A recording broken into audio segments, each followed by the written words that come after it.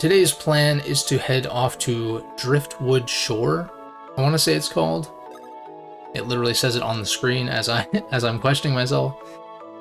But first, I want to do a little bit of exploration. Only to, or well, primarily to get these attack pieces that I missed. Which we needed to go to Wakeport anyway to go to the beach. What's up, Jeffrey and Bob? And then this one, I feel like I must have just missed these on my way up. I know there was a pillow or two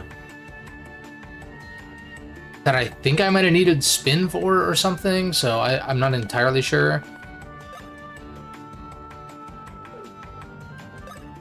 It's probably best if I just climb from the bottom of the mountain as opposed to taking the fast travel point, because that'll put me at the top and then I won't know where to check at that point. So this is Mush Rise, and then does it tell me? I believe it was this way.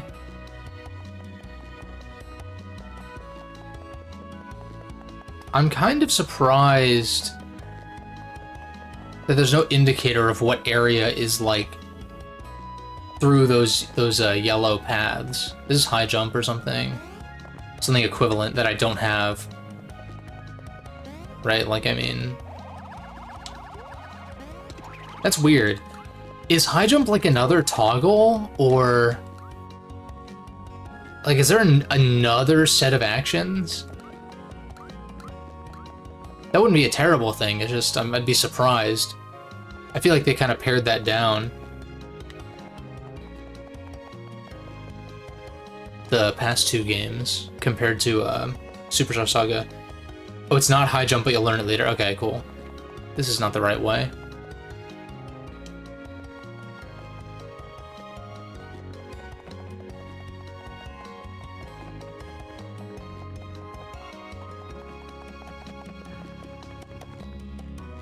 So it must be... oh no, it's from... that room will be relevant later in the story. That's kind of what I figured. Oh, this is like all sorts of wrong. I think I need to go... it's just straight north, isn't it? Okay, maybe... well, we're gonna unlock this, I guess. Why do I have so many options? When I've only used... that's weird. I guess they give you some by default? I mean, I'll take it. I'm just surprised. Because they... what's his name said explicitly, like, you need to use the yellow pipe in order for it to unlock. So I find that odd. That spin is so long. Can't get over it. Green pipe. Oh, there's an attack piece over here. Probably drill to get it. And then... okay, there's the other one. Hopefully I'm capable of doing this. More proof of it should have been around earlier. Fair. Although... to be fair, though, it is the kind of thing where it's like introducing each area one by one, and you're not really having to... I mean, I guess you need to cross through Mush Rise, but...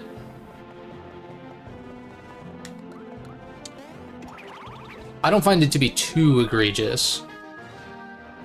But it wouldn't have hurt to have had it earlier. And it is weird how... I keep wanting to call him Peasley, but Dreambert was literally like IDK, the devs... he was straight up like, the devs didn't want to put it in until now, so there you go. That's basically what he said.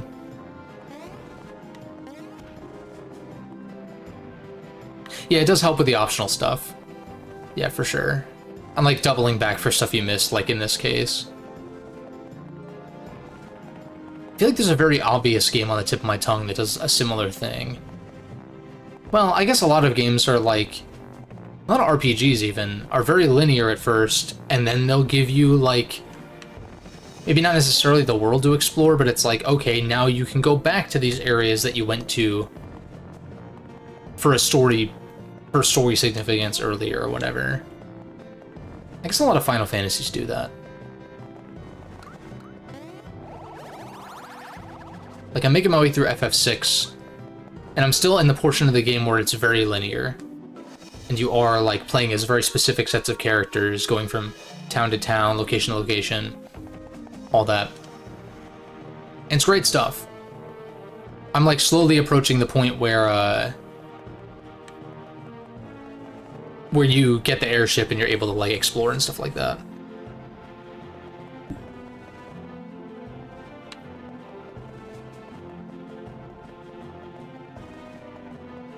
How the hell am I supposed to get this? Can I not?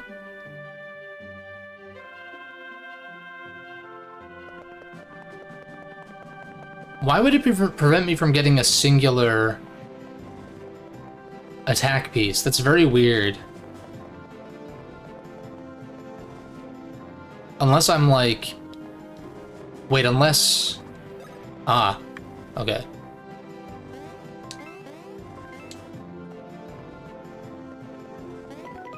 I don't know why, like, only a fraction of those guys actually do that, but... Gonna be some mini sections in some of the pre-existing areas later. That's kind of what I figured, yeah. Tilt. Pilot the craft once... Okay. Let's, Oops, I forgot that Y is not a real input because I mapped it to...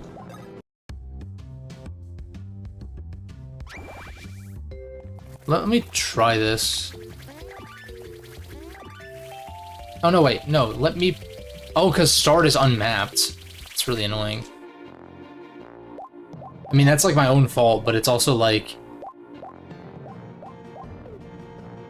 I don't know. I guess I could have just kept start as...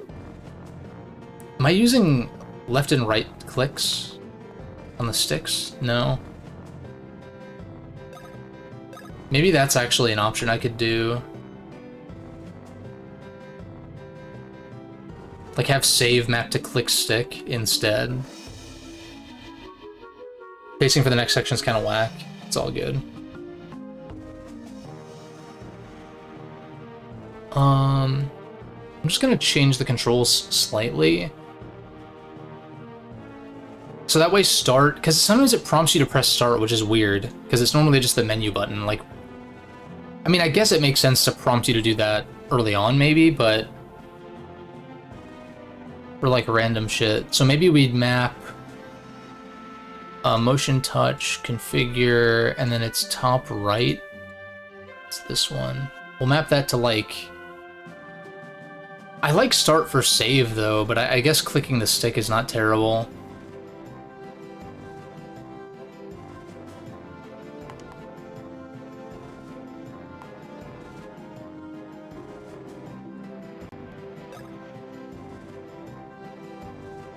Yeah, it's gonna be harder to remember, but it's not too bad. I also have all the right directional analog sticks, too. I feel like you're being too negative. Ah, that's all good. Mountain looks nice and the music is good. Yeah, I'm sure that this game's problems have yet to, like, fully show themselves, but we already know the story's on the weaker side, including the villain, IMO, thus far. We know the pacing is kind of... Because the narrative isn't really, like, going anywhere in particular, it's a little aimless. But I think the puzzle platforming stuff, both top-down and in 2D in the Dream World, as well as the Dream World abilities and a lot of the combat changes, are really nice. It's just they need to be in a game with better pacing and story, basically.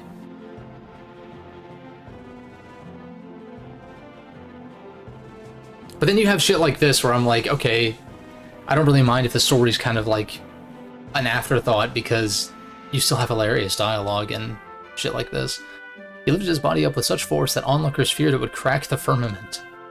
He thrust it downward with such enthusiasm that he threatened to breach the Earth's mantle. And yet his lone failure came on the parallel bars, where the double glute spin eluded him all his life.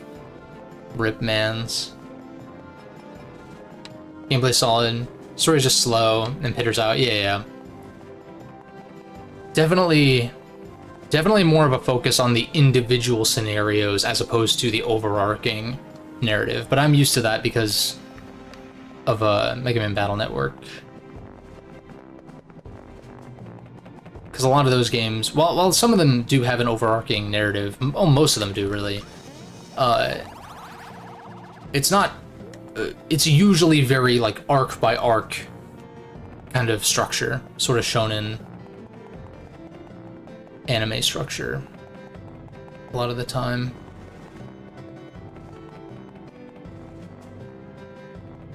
Alright, but we got that. And then Wakeport, which is where we actually need to go anyway. Gets better near the end. Not out to redeem the villains, and isn't something like Bowser's Inside Story endgame. That's fair, yeah. I feel like it'd be hard to... Well, I guess with the 2 games that came after BIS, I feel like it's hard to top BIS from that. I don't think that's an insurmountable thing, but I think it is pretty clear that they didn't do that with this game and Paper Jam, even just based on public reception.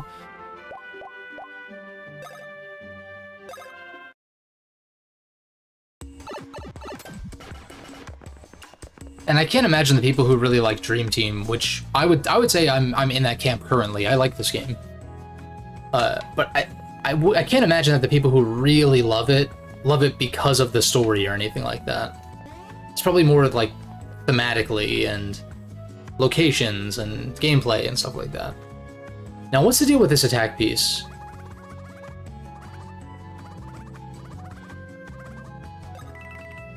Because I stayed here once before, I want to say.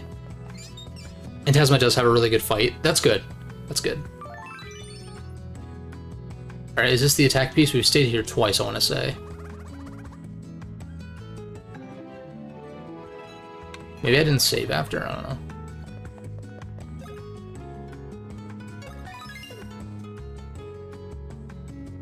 I guess I could map start to clicking the stick. That's like a little weird, though. Then again, I'm used to playing with weird control schemes on emulator. It's sometimes unavoidable, but let's do that instead. Like, on the off chance I need start and select, I'll map them to, like, select is left stick because it's on the left side, and then start will be click right stick because it's on the right side. Like, whenever I'm crafting a control scheme, I try to make it make sense like that, to some effect. It's like I was looking at, because obviously I'm a big fan of my own Mario Galaxy control scheme, with like left bumper to aim, right bumper to shoot. I was looking at the Switch controls because I haven't played the Switch version of Mario All-Stars or 3D All-Stars in like since it came out. Basically, it's right bumper to aim and then right trigger to shoot. Like, how awkward is that? I hate that. Most control schemes that require you to have your fingers like this, like bumper and trigger at the ready at the same time, I don't think that's it, dude. Now sliding, you know, like, I know Dark Souls is like, what, light attack, heavy attack? That's fine, but you're not like doing this and using your middle finger for trigger, right? Like, that feels so weird. Yeah, the control scheme's icky, yeah. Yeah, well, my control scheme didn't exist at the time, so they couldn't take it. Although, I was fairly accurate at how Skyward Sword was going to control. If you go back to my very first video on the channel, surprisingly close. Where I said like left bumper to like enable moving your sword, and instead they did that for camera, and then using the right stick to aim your sword. I literally said that a year before it came out, which is pretty cool. I feel like I've got my... There are just those moments where I feel like I have my finger on the pulse of certain companies in a good way, where I'm just like, wow, I nailed it. And that is fun. Do I need to get injured again? and then like keep staying here because I can't tell. Maybe I should talk to this chick.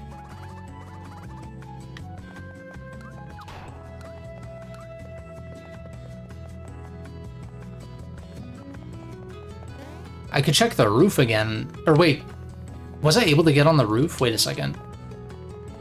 Maybe we just do this later, because I'm just wandering aimlessly and whatever. I can only predict which fan games get nuked. Yeah, that sucks.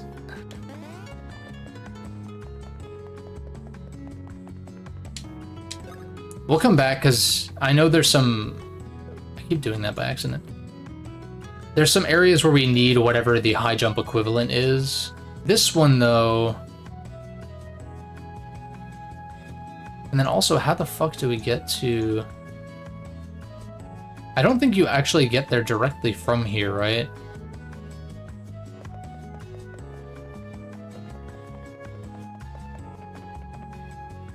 It is to the south of here, but I think you get here from Mushrise. I don't know if it'd be faster to use this or not, but let's just see what our options are. Yeah, it's... Dozing Sands entrance is probably the closest, honestly. Oh, and we have a bean that I didn't get, somehow.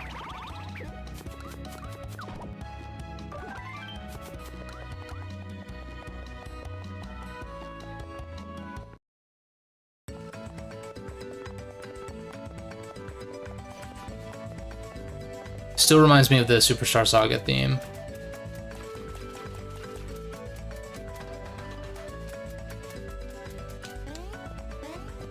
Right, so we already checked this out.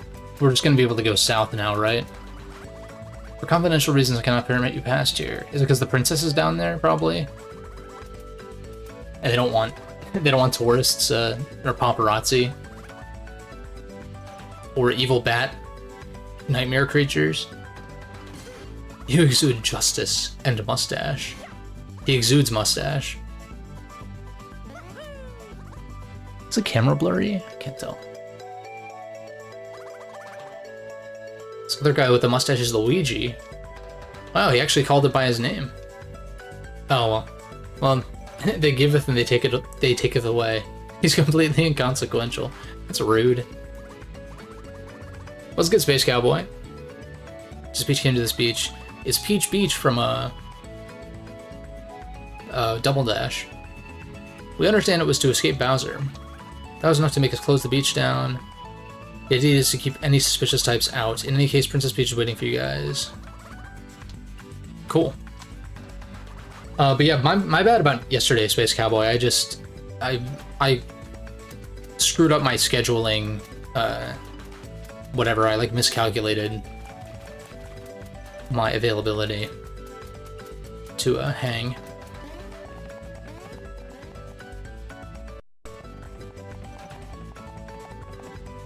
Three different reasons to keep you out of the beach depending on what point in the game you're in. That actually, it sounds about right, because I remember checking earlier, and obviously Peach was not down here. That is a nice attention to detail, though. Alright, so that's unlocked then? It's a little awkward unlocking them like this. Because if you're just trying to unlock it and you're not going anywhere, it's like you just step, like I just did, you step on it, and you just back out. It's kind of... I don't know how else you do it. I guess you just hit a switch or something. I feel like I did this. I must have played quite a bit of this game back in the day then. Because I at least vaguely remember the beach segment of this game. Yes, no wait, I do remember this.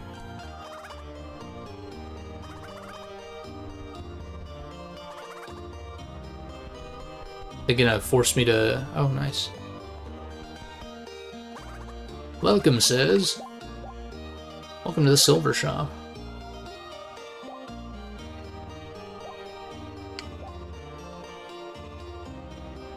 Yeah, that should work for me.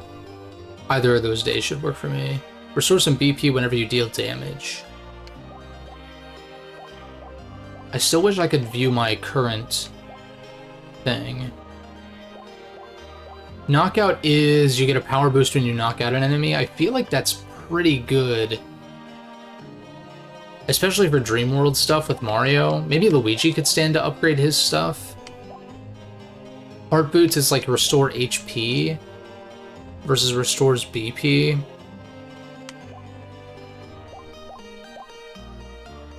Well, it restores BP and a 12 power boost. So maybe not the worst thing ever. Especially because Luigi's kind of on the defensive side anyway, so HP restoring probably not as important. Let's do that.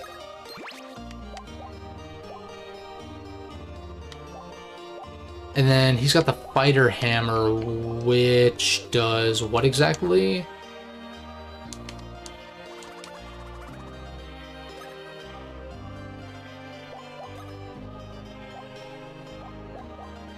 Sometimes ends the turn of damaged enemies. I guess if you're counterattacking, it seems like kind of oddly specific. It's not a bad passive, but it's also like, am I really going to favor that over higher damage? Probably not. Yeah, probably not. Scoot forward a little bit.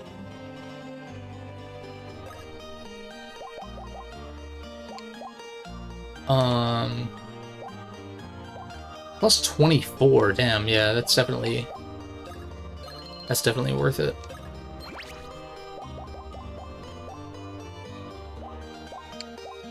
Plus 24 defense. See, now we're getting to the point where I'm wondering if sacrificing the power boost is actually worth it for some of this gear. Because 24 defense, I mean, that's not... It's not a...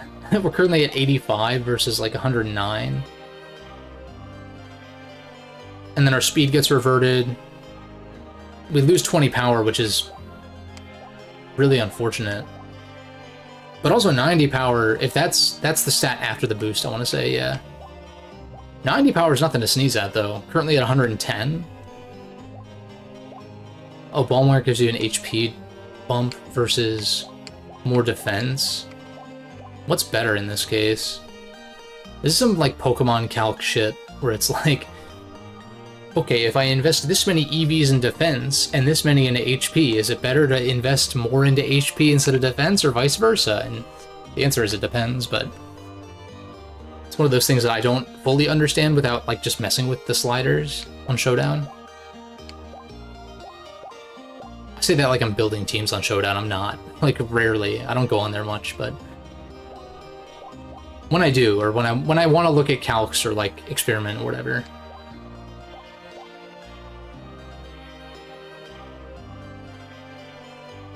Any mons that get made into clothes? I mean, they're certainly, like, what is it, Wooloo is like the sheep Pokemon from Sword and Shield. I bet they use the wool. And they use like stuff like that, I'd imagine. But you would also imagine that a lot of Pokemon get hunted for game and whatnot as well, if we were to go, like, in the realistic route. And even then, like, there are a lot of shitheads in the Pokemon universe that I'm sure would go for that, right? I seem to remember Team Rocket at one point being like, oh, Taurus's horn is worth a lot, or like whatever, but yeah, are they like, yeah, I don't know.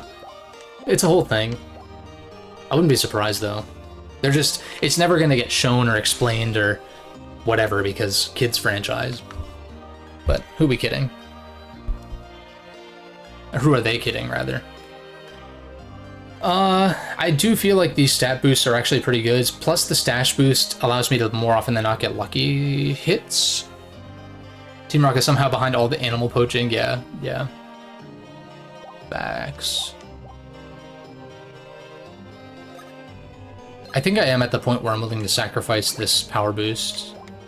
It feels kind of bad. HP DX, BP DX. Boost your chance of getting lucky hits, but not affecting the stash stat. Which that's the only thing that stash affects in this game, I want to say, is lucky hits. I think in Paper Jam, I was reading about this. Paper Jam, I think it affects item drops. I mean, I guess maybe it does in this game, but I'm pretty sure the wiki said that this is only critical hits. And then in Paper Jam, it is like critical hits plus item drops. But no more discounts from having a voluptuous stash, unfortunately. Completely protects you from all stat. Oh my god. Also, I forgot I had the POW gloves on, so that does help.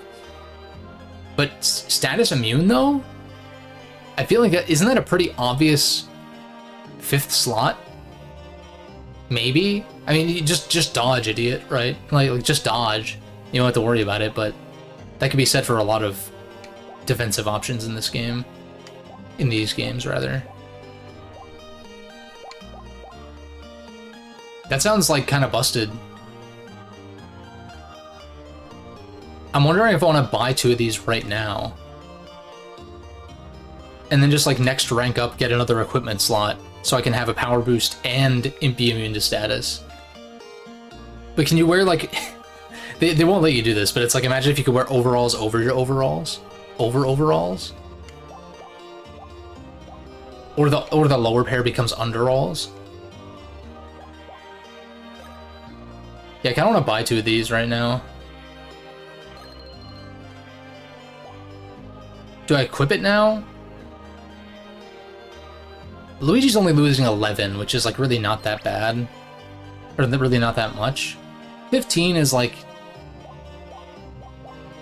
not great either, but...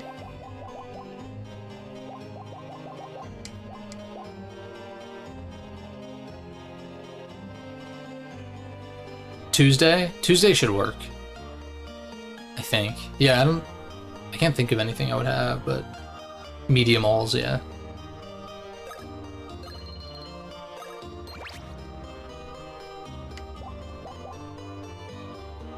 Why did it not ask me which slot for Luigi, though? That makes no sense. Whatever.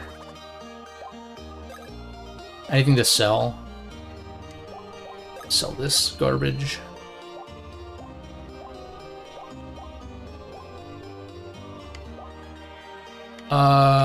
These are gonna get super invalidated. Damage-wise. Like, yeah, the HP restoring is nice, but... Pedometer. Do I just give myself 1,000,000 play coins or whatever? In Citra. Boost your defense whenever you take damage. That's... you don't want to be taking damage to begin with. And then a defense buff is like... I guess that's nice. In theory, but...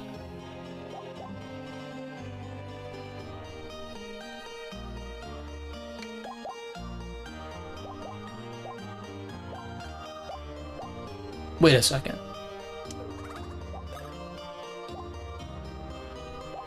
Did I not buy... oh, I guess I didn't buy this for Luigi then. That's weird.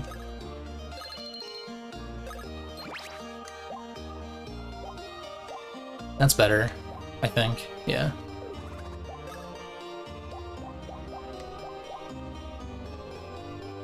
Maybe I'll hold on to the fighter wear. Why do I have 3 of them? This is bad. Fighter wear in case I really just want to go full glass cannon. Even in a late game. Metal... no, what? No special effects? What the fuck is the point of equipping these then? I guess just the defense boost, but... that's terrible. These are pretty good. Power...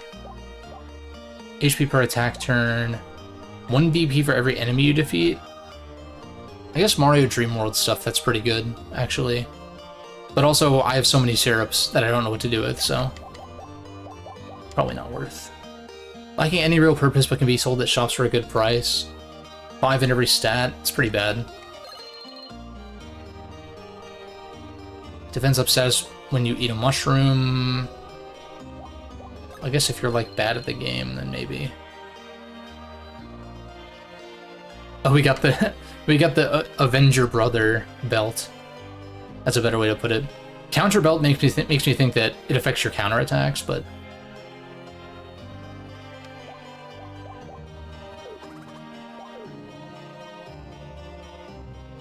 Alright, let's actually progress. I have a tendency to get caught up into the minutia of these types of games, but that's why I like them. Part of the reason why I like RPGs. And that's not Peach. Hit the lower lumbar a bit hard. Oui, that works. The shoulder with force, home. Oh shit. Fucking like do the elbow thing. It's like, what's up, Eric?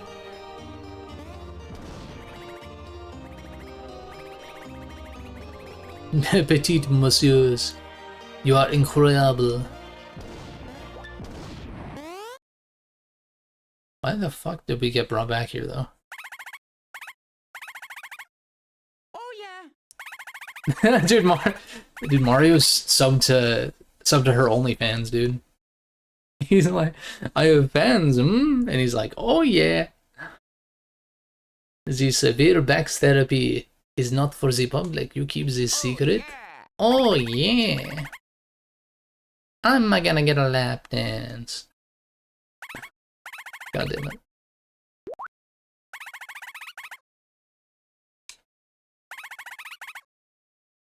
The shop? Okay, but like, why the fuck are we talking to you, though? I guess she has news on Peach, right? Or she's hiding them?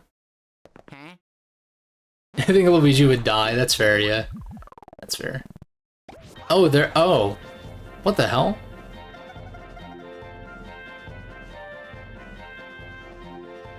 So not only are they disguised, but they're being tricked into, like, doing dirty work for Madame Brooke.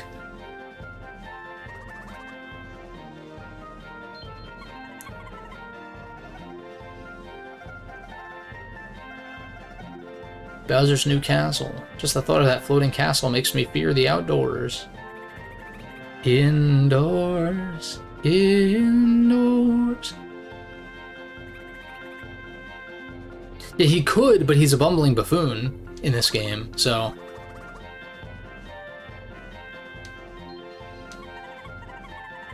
Bowser ain't gonna do shit. Like, the thing is, in BIS, even though you were playing as Bowser and he was, you know, enemy of my enemy is my friend, all that shit, he still felt like if he got his hands on the Dark Star and, like, if he was able to beat Fawful earlier, he could have been a threat. Like, Bowser still seemed threatening. Yeah, they're just binging shows right now, straight up. Roomies. Hiding her in the dream world? I mean, I guess Phantasma doesn't have access to it, supposedly, right?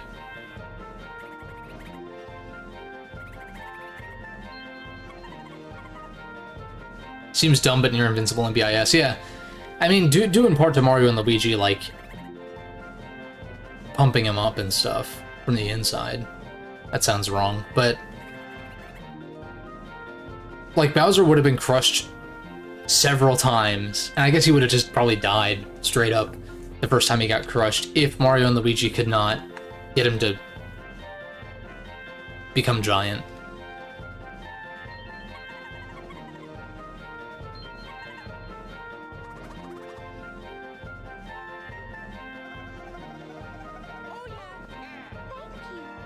Thank you.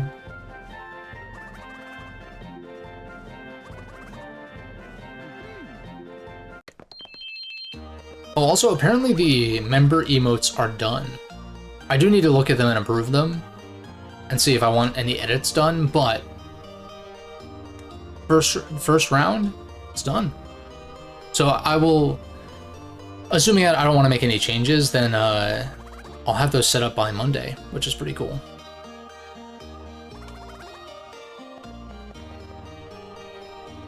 Guess kidnapping Princess Peach puts his mind into a funk. Yeah, it's just kind of like going through the motions.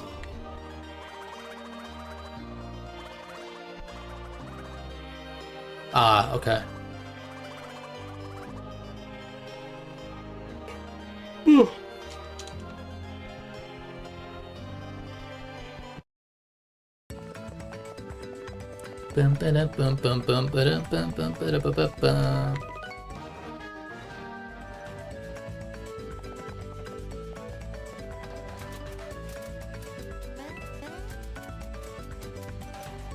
Section's a bit longer than it initially makes itself out to be. I want to say this was the section that I might have dropped it. I don't know how far in, but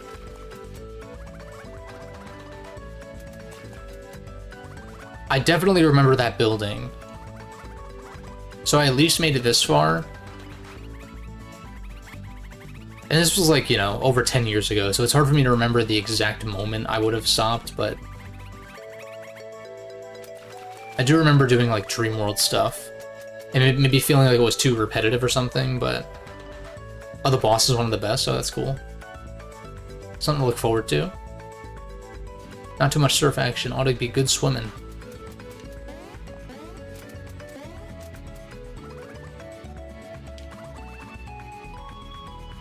Like a baked bean over here.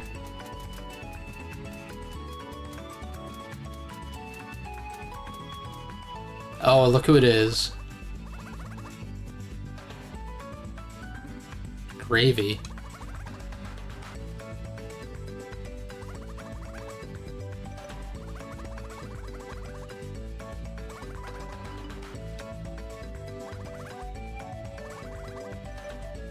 One of the 7 wonders of Pillow Island.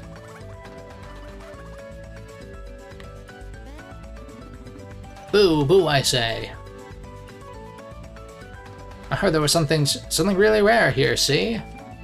But these weird statues ain't gonna make me a single coin. Boo on this boring beach, I'm out of here, see? Gotta be better treasure around here somewhere. It's gotta be more high-pitched, but I do what I can. I'm really looking forward to when I inevitably stream a Volt White 2 Redux, which I would like to do after Aurora Crystal, which I bring up every now and then. That it's just unclear how far into developing that hack Triano and Aphex Cubed are.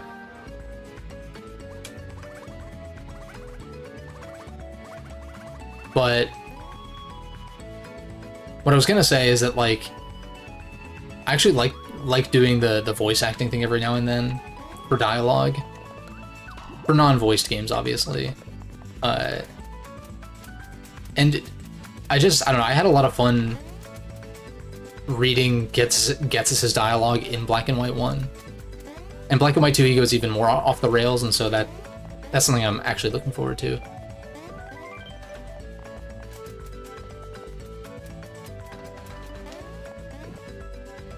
Platform. Funny how the best villain in the game is a joke villain from... yeah. And he doesn't even seem that prominent either, which is a shame. See, like...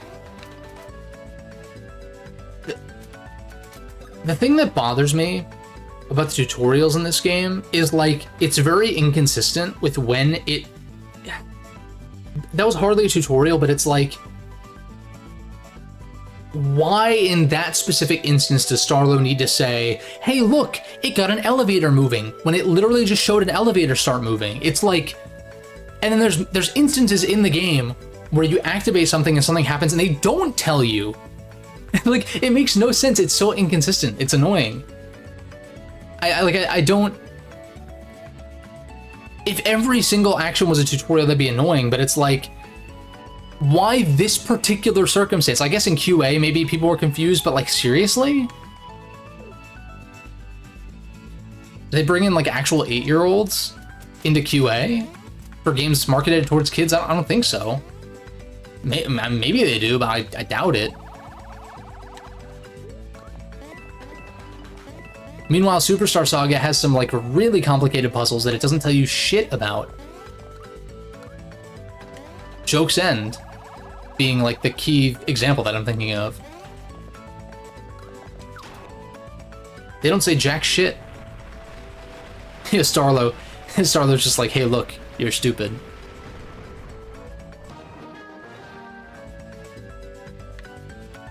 It's like, hey, just making sure you're awake. Or alive. with the pulse. I think that was blocked off from the other side. But, like, seriously, like, it'd be one thing if it was consistent, but it's just not.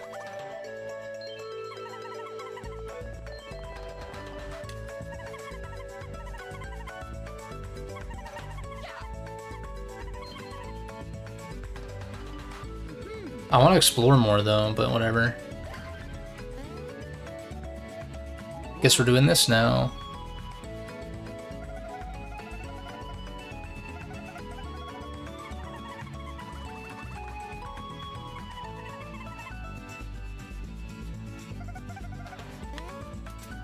Isn't the dream world kind of dangerous, though? Looking forward to Vaultway 2 as well. Yeah, because I've never finished that hack. I've played, like, a good chunk of it a few times, but I haven't really pushed through the end, I don't think. I've played the original Vaultway 2, but not Redux, all the way through, that is.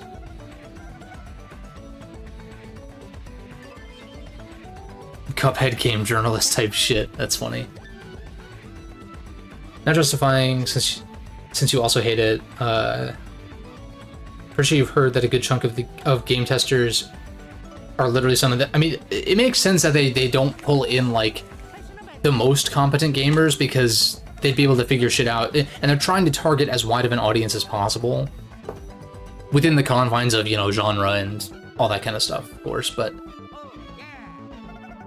Generally, most games are designed to appeal to as many people as possible. That might not be everybody, but you do want to get eyes and hands on your game as much as possible.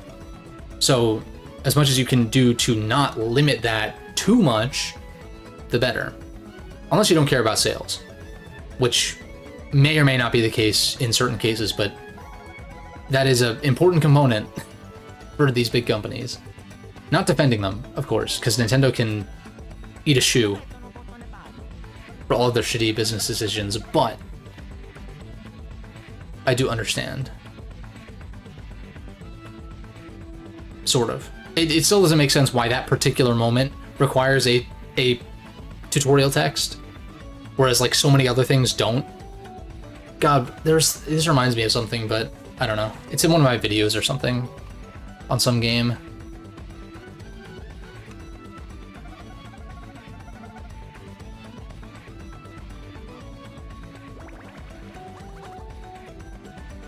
Obvious Fix is literally just making tutorials optional. Yeah. When they did do after Dream Team Fully. Yeah, kudos to them for actually listening. Yeah. That's really something that... There are a lot of games that do have tutorials as a toggleable option in the menus. And usually my first time through a game I will leave tutorials on, unless it's something unless it's like a remake of a game that I've played before or something, but... There are also plenty of games that don't let you turn them off. Because, see, I don't mind the tutorials on a first play of, like, a new game that I'm playing or something, just in case there's some mechanic that I miss. But if I'm going to go back and replay, I'm going to want the option to turn those off.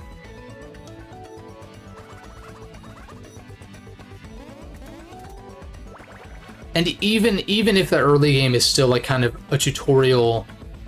You know, like, sometimes tutorials are just, like... The first level is like a tutorial, like a built-in tutorial kind of thing. Even if I have to play through that, it's like not having the prompts and the dialogue and the text pop up. It's like, you know. Even the remakes almost completely axe the old tutorials. Oh, that's cool. In one of the battle blocks and the pause menu. And lets you speed up cutscenes. Oh, wow. That's a big thing too. Like, I know this game allows you to try battles again immediately, but if you have to reload a save, one of my least favorite parts about playing games from like really like the PS2 gen and earlier is if you lose to a boss fight or something and you have to reload, you have to sit through the dialogue and cutscenes and like all that kind of stuff, because a lot of the time that wasn't skippable back then. And that's very annoying and is a major pace killer. That's where save states can come in handy, I guess. Like, you just make a save state right as the battle starts or something, or like right before the battle starts. Post all the cutscenes. That's the thing that bothered me about the Thousand Year Door a lot. Because that final boss is such a spike in difficulty, and there's a lot of RNG with the statuses and shit. It took me like 3 attempts, I think. But there's so many cutscenes and dialogue that I had already seen twice at that point when I was like on my well, I'd already seen once at that point on my second attempt and then third attempt, right? It was pretty obnoxious.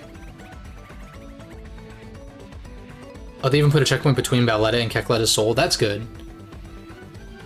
I'm assuming they still drop you to 1 health, probably, but the checkpoint is really all you need. Yeah, no, it's very egregious, because it's like, you gotta fight the first form of the final boss of Thousand Year Door, and then you can't do anything, or like it's one of those things where like you do a certain amount of damage and then it's like, haha, I'm too powerful, you can't beat me. And they have a bunch of more cutscenes of like everyone cheering you on and whatever. One of the only times, if not the only time, I've turned on speed up in Dolphin, because I never, when I'm playing a GameCube or a Wii game, I never use speed up. It's like hardly ever necessary, but that was one where I was like, no, I'm not doing this. Are you selling gear that invalidates what I just bought? No, it's just... Oh, wait. Oh, KOs you in 3 turns. I was like, wait a second. 30 power? 30 power boosts? But at a cost. At a big cost. Don't know if it's an oversight or devs being insecure about skipping plot. Well, it's like... If someone wants to skip that shit in the first place, they should be allowed to. The problem is if it's a single button press, it's... like, whenever I'm playing a game from that era also... when a first time through and there's a cutscene, it's like I'm like setting my controller down, making sure I don't press anything at the risk of accidentally skipping it, because there's no like, do you want to skip this? Or no going back to watch a cutscene that you might have skipped by accident. And same with dialogue too. Sometimes if I'm pressing A through dialogue, I'll accidentally double press or something and skip a box. That's why I like the Persona games. And Three Houses did this also, where like you have the log of dialogue, the dialogue log, so you can go back and see if there was anything you missed. Possibly will break? What is this, fucking Animal Crossing New Horizons or what?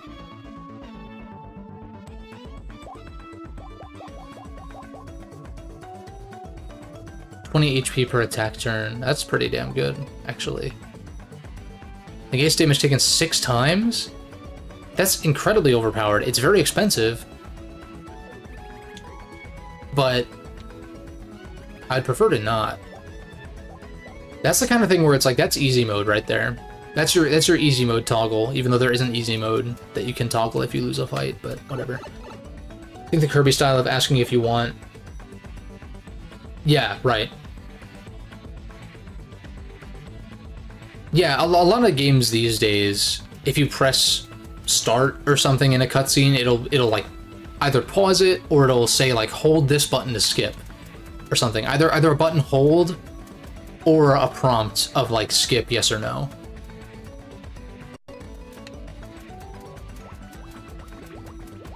What is this?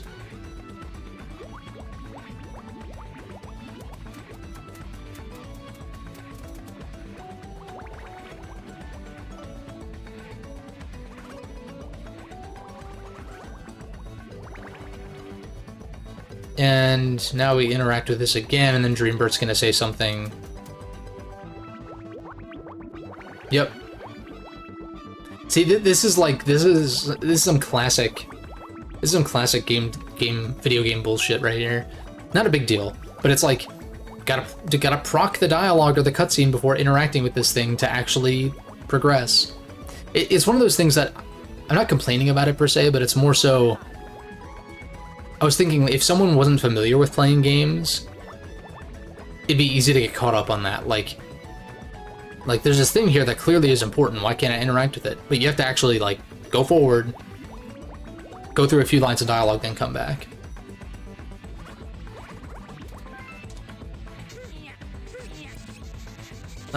Seems like not a great idea, but...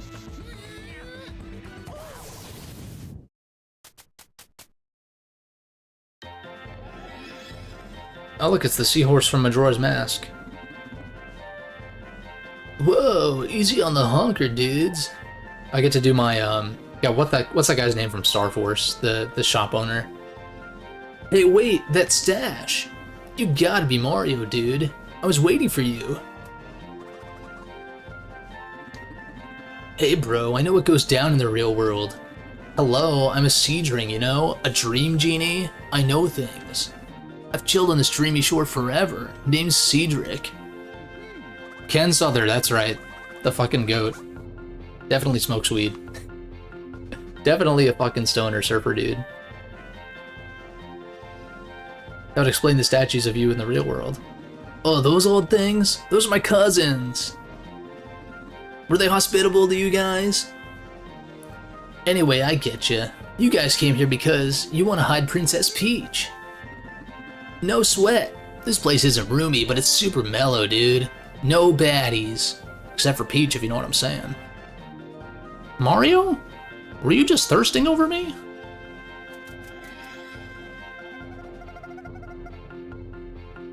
Like when you skip small sections if you're in the know. PIS lets you skip a whole 2 trips to Chakron if you just do the 4 segment. Oh, wait, that makes sense. Wait. Interesting, okay. I wish I had known that going in, but it's not a big deal. Sorry, I got a little scared, so I followed you. Can't help but wonder. Will you stop thirsting over me? I think it's too close to the portal to the real world. Cedric, is there a way to go deeper into the dream world? Nay, or yay, maybe. A dream egg would let you, you know, expand the dream world. Like, whoosh, you know? Dream eggs hold more dreams. Easy, I just gotta, you know, lay one. Oh, that's right, the male seahorses are the ones that, carry the children, right? That's like an actual biological fact. I'm pretty sure. Yeah, no, it takes me like 6 months to pop one out.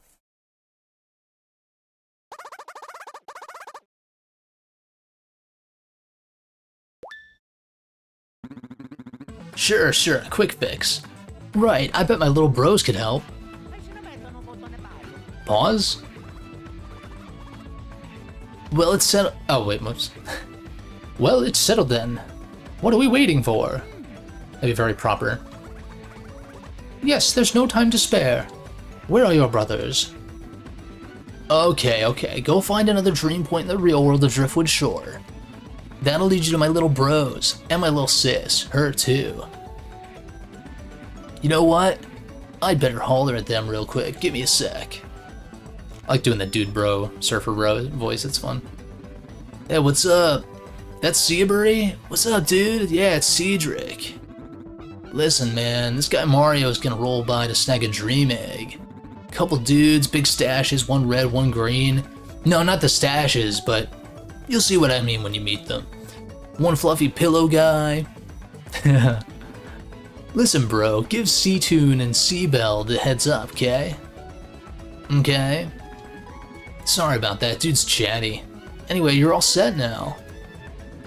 Go find my bros and my sis and grab yourself 3 dream eggs. With those, we can expand the dream world and hide Peach. So, yeah, listen, fair warning, my siblings can be annoying. Like me. They'll help you, but they can seriously talk your ears off, like me. I mean, nobody visits here, except for me, so it gets pretty lonely.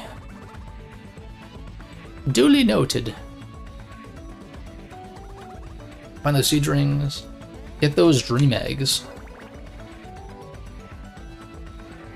Bum, bum, bum, ba-dum, bum, bum. Oh, this is the longer than it made itself out to be bit. Gotcha.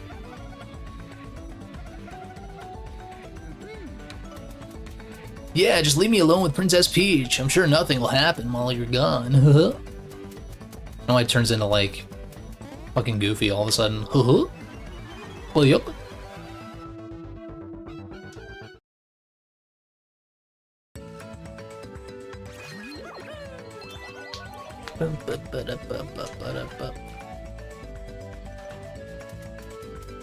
Time to explore. I don't know why I sounded so depressed when I said that, but what else is new?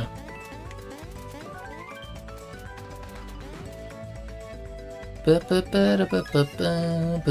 can't believe we're already like 20 hours in. Nearly, that's crazy. And it's like only the halfway point or something. Or like just over the halfway point. Which is wild. Okay, we need to hit a switch. There's a fast travel point, which is kind of cool.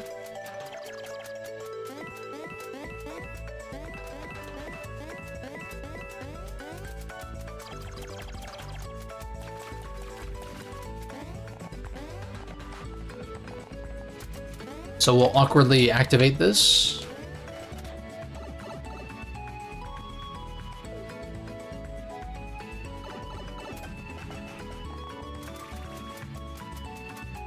So that's, I'm sure it loops back around somehow.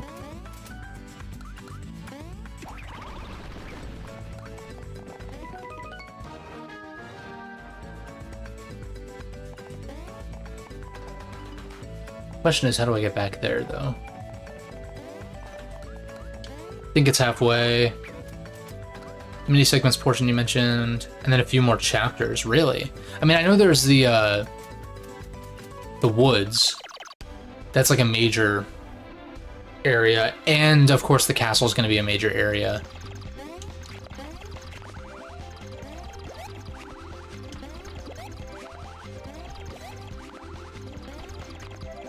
Nice.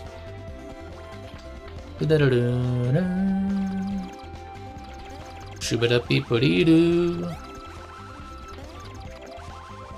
Oh, early. Whatever.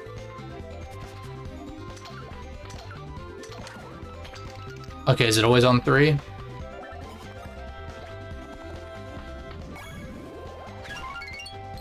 That's nothing, so we have to counterattack, basically.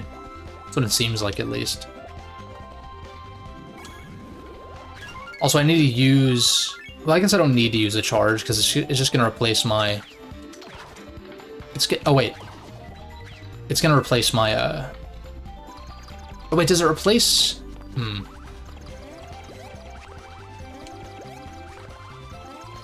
Which charge does it replace? Does it replace the oldest one? I feel like that might be the case. In which case, I would like to save the debuff one, so...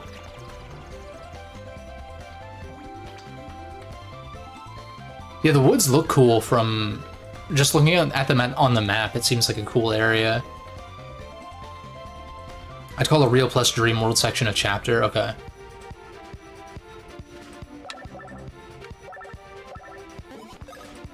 Yeah, so definitely, like, the woods and the castle. If there's another chapter, then I don't know what that would be, aside from, like, going to older areas. A little late. Oh well, it's an excuse to use this before I get a new one.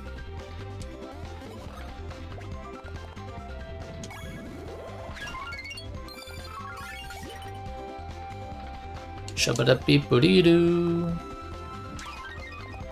Just take that easy damage. Nice. Those guys are kind of fun. I feel like we've struck a nice balance with enemy variety. I can't fucking talk. Struck a good balance with enemy variety at this point in the series. BIS was pretty good too, but I do feel like Bowser's enemy variety was a little lacking. Just a little bit.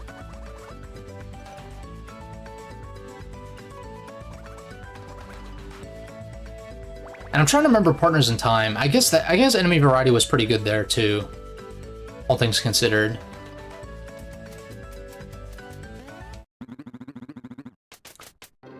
He looks like shit.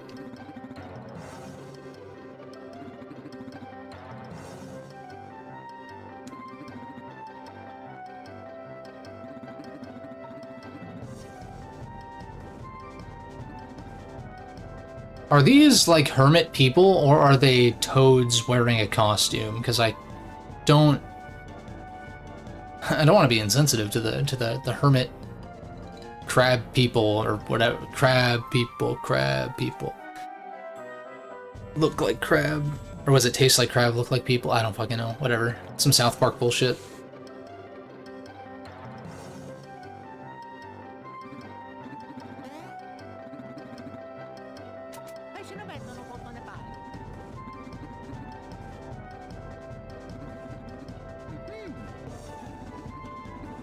Yeah, I wanted Mario to repeat himself, but like,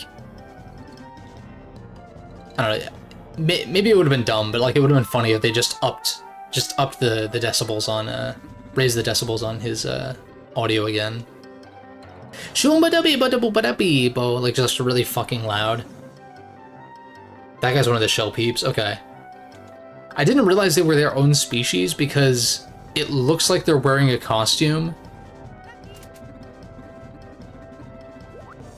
Like, it's not like the bean folk who clearly are, like, made of bean. But it seems like, I mean, I guess toads... Yeah, the bird costume guys, that's the other thing. Is the zipper a part of their biology, or is it actually someone in the costume? Makes me uncomfortable. But then also, like, the mushroom cap on a toad is a hat, right? Isn't that established that it's a hat and not part of their biology?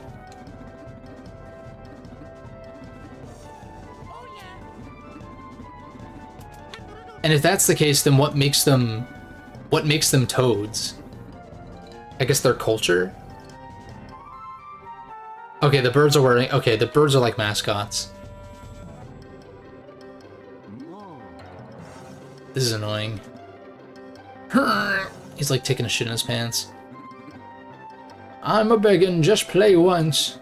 I ain't had company for a darn epic. I don't know what the fuck he's trying to say. Come on now, let this old boy feel a little companionship. Yes, Wise, I'm gonna hermit up in my shell and take more dumps until it looks even more brown. Tain't weird, I'm a shell top. Hold up.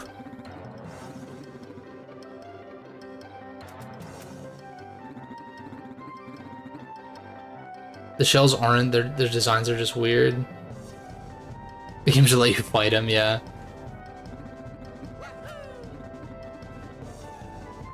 They are weird because they literally have a face hole, like it's a costume. But now I'm being insensitive towards the shell tops, so... Cancel me if you will. Just kidding.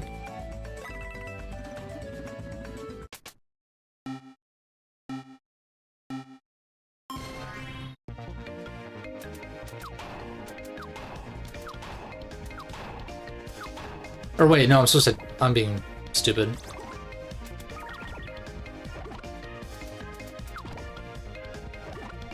Oh, this is pretty precise, okay.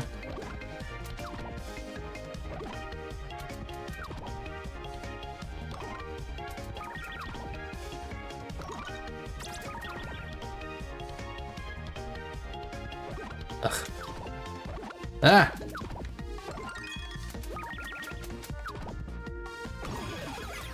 That's pretty nice. Probably should have saved it for something a little better, but... Hey, yo.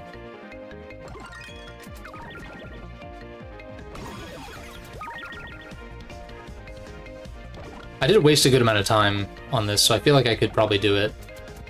Although, is he gonna give me the thing, even if I don't hit the high score?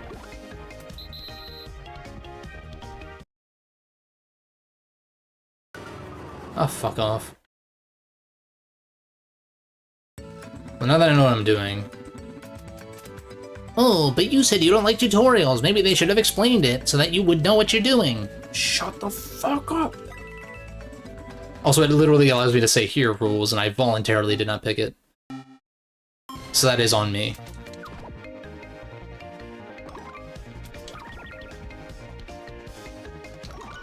Also, it's like an arbitrary minigame and not like fucking Sonic Adventure or some shit. Like Ocarina of Time.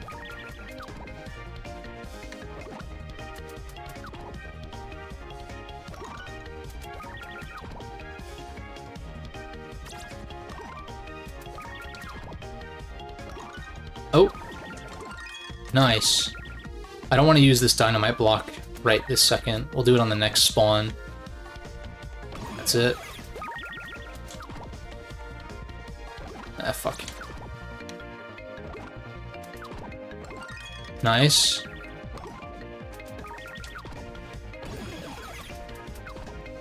I hate how close this is. Ah, fuck. Ah, fuck off! Oh, wait. Why did I read 320 and not 230? Whoops. I was, like, getting pissed off. I was getting pissed off for no reason because I was being dyslexic, which I'm not, actually, so I don't know. Just shh. Don't tell anybody.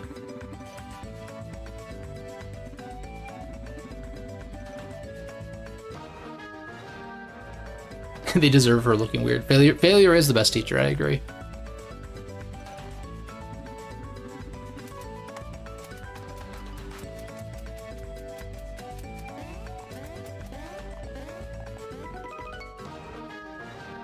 And I have no issues admitting when I'm wrong either, especially when it comes to shit like this. It's like... It's one of those things where it's not just that streaming does dull your gaming prowess to a certain degree. It definitely does. Because you have to, like, split your attention. But it's also like... I don't know, there are egregious examples, but it's one of those things with like backseat gamers when it comes to streaming and Let's Plays and shit. Where it's like, when you play a game for, like, I get it if you've played the game before and you're watching someone do it for the first time, but you gotta think back to when you played it for the first time, and maybe you're a genius who never makes mistakes or whatever, some bullshit. Or like did something first try, but it's also like, I don't know. There are tons of times in... I don't know. It's not really super worth talking about, probably, but... Okay, I see. With flipping gravity, I was like, what? But... It is one of those things where, like, of course, when you're playing a game for the first time with a new set of mechanics and all that, you would... not nail absolutely everything your first try.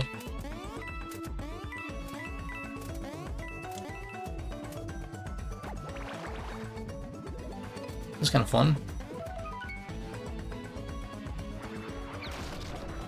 They forgot to give this gravity move a tutorial. I mean, it's intuitive enough. I was just spinning it like a moron for like a few seconds, but I figured it out. And that's the thing. It's like I don't get like a big sense of like I don't get like a massive dopamine hit from figuring shit like this out, but it is something where it's like. It does feel good to figure something out, no matter how small of a thing it is.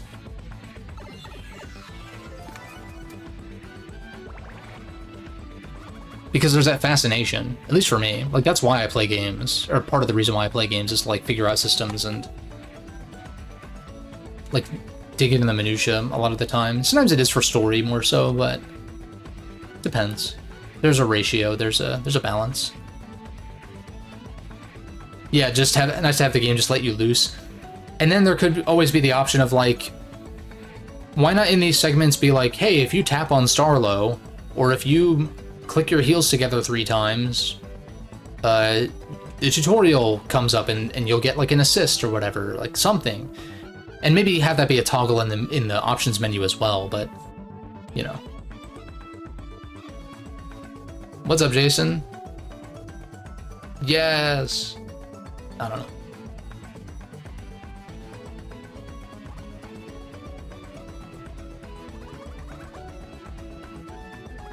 Yeah, it's just making tutorials as optional as possible, but not in the same way where it's like, apparently in like Horizon and God of War, if you take like 5 seconds on any given puzzle, apparently, I can't speak on this for sure, but I've heard that Aloy or Kratos or Atreus or whatever will just be like, hey, we should try doing this thing.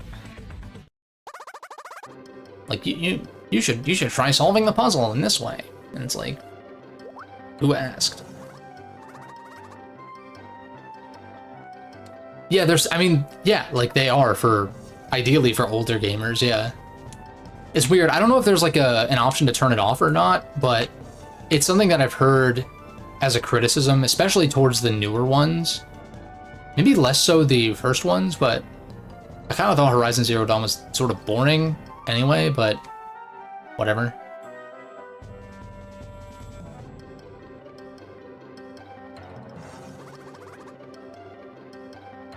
I watch your show every single week. Red Siege Ring, Green Siege Ring, and Orange Siege Ring. Yeah, always snacking on cheese, dude. What's going on? C-Tune. So I guess he's a cartoon fan because his name is C-Tune.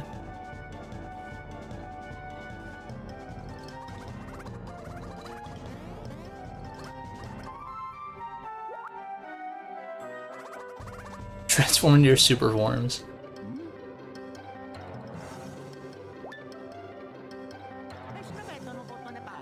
Puzza una betto nel botto lavato.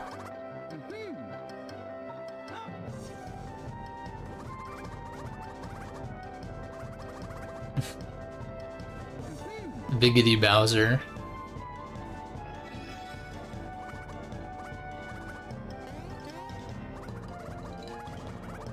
This is a filler arc if I've ever seen one. But first, ring it up.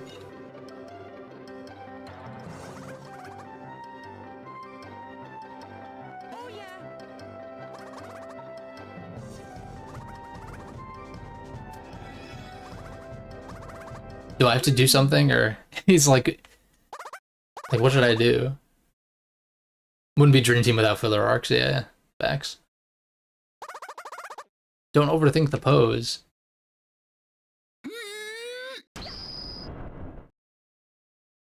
Is he gonna be like, no, that's not right?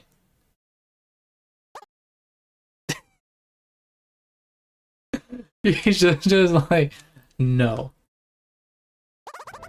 Not right at all. That's Green Siege Ring's pose.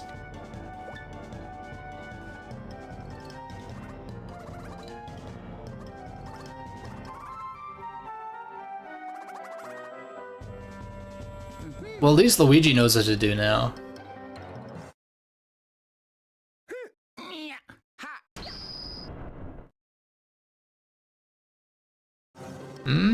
Maybe? Barf? And no transformation, and unsynchronized, dude. Why is this like an accurate stereotype of someone who is perpetually online?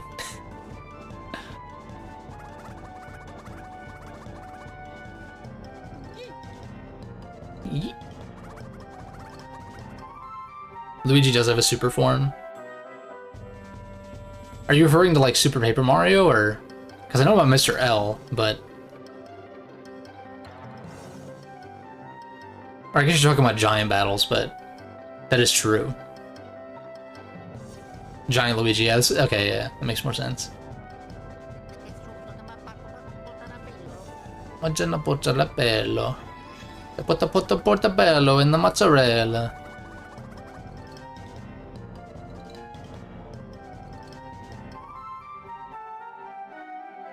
Super Siege Rings have full beards, too. You know, them. You guys really went for it, huh? Trying to make me happy, huh?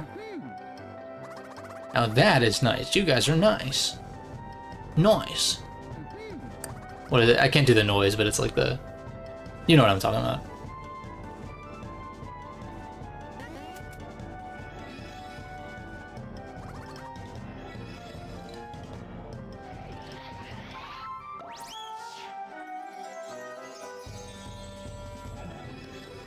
Nice, that wasn't too bad. Some questionable dialogue, but whatever.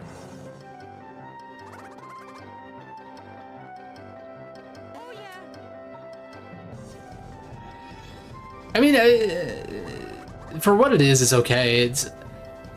It's a little out of place, but I guess Cedric did pull out a cell phone, so.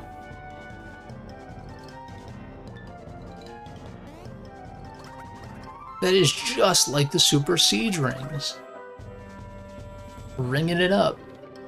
What the fuck is ringing it up? Is it because Cedric used a phone? It's like Siege rings thing is that they have flip phones or something in the Mario universe?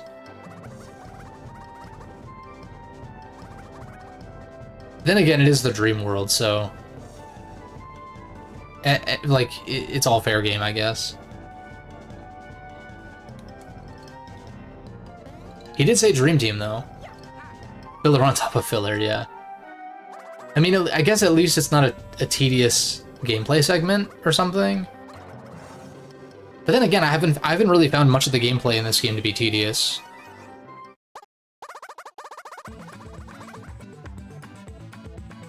I feel like I've pretty consistently enjoyed exploring the dream world and the real world in this game.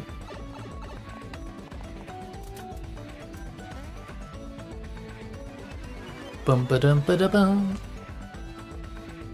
Bum ba ba da ba ba ba.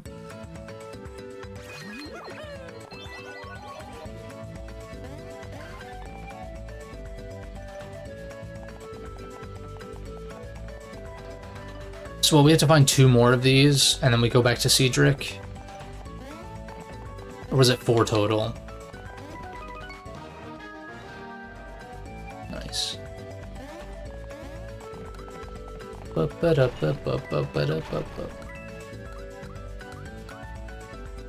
don't know why I alt-tabbed. Okay, I was pretty sure that's what he said. It was 3. North. This is blocked off. No, this is the one that's blocked off, right? By the... No, it's not. It's, This has the seahorse statues, I think. Oh no, this is something different entirely, okay. This is like some kind of dungeon for later, I'm sure. Did I explore this thoroughly? Okay, I guess I did. Just want to make sure. Okay, I must have gone all the way through around there. This shithead, this literal shithead, interrupted me, so I wasn't sure what I had done.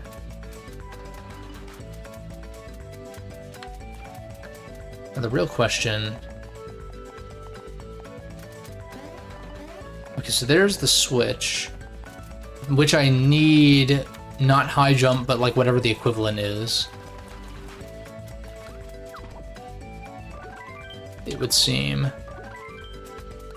While you prefer the old art style, you do enjoy the 3D overworld style. Yeah, no, it is a vibe. His art style's really grown on me a lot.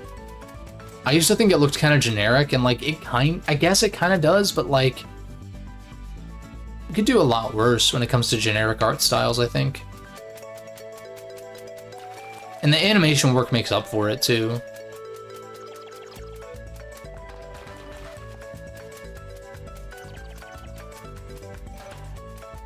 I will say though that some of the enemy designs are like more so the boss in the desert, to me, character design wise, doesn't really fit. I don't know if I mentioned that when he showed up, but that was one of those moments where I was like, Whereas the Mushrise Park boss, I thought fit in fine, and I think that the Memoshka or whatever it was called also looked pretty good.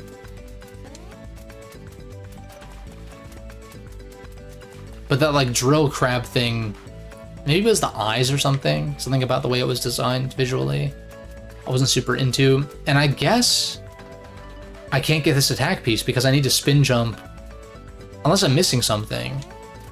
But like I need to spin jump across all of these gaps, which leads to here, which I can't jump up. So I guess that's for later then, which is kind of annoying.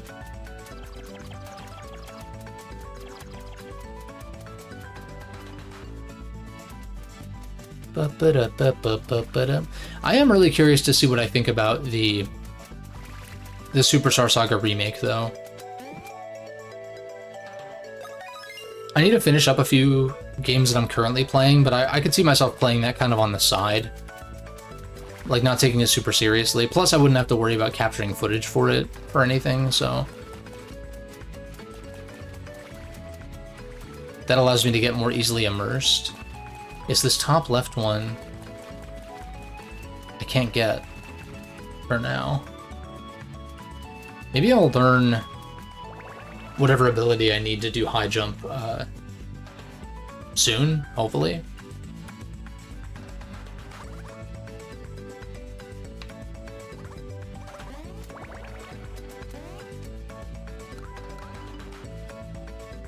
Oh, we drill through the disgusting pimple-looking rock.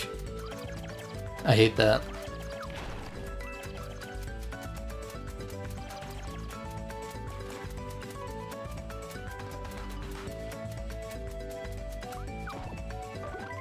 Is this one of the ones that you spin into? No. This is not Superstar Saga. This is Wooperstar Waga. Starring Wario and Waluigi. Wait, so what is Wario's last name? Is it Wario? Late.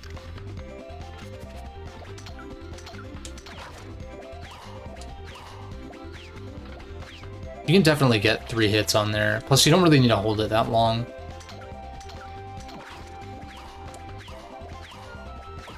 Oh wow, you can get a lot of... wow, you can one-shot. It's crazy.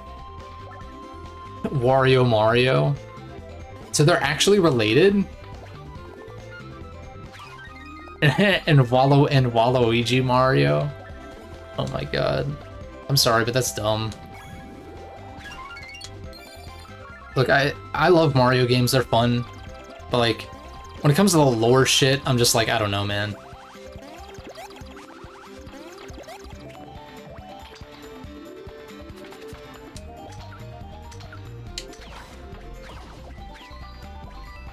Oh, you were just joking? Okay. I didn't think they were related, but I was like, Like, I don't know. I would buy literally anything about the Mario lore because I just don't really give a shit about most of it. Except for, I guess, within the confines of individual games here and there. Which, to be fair, is how I tend to approach lore in most non-narrative focused franchises. And even some narrative-focused ones, I guess.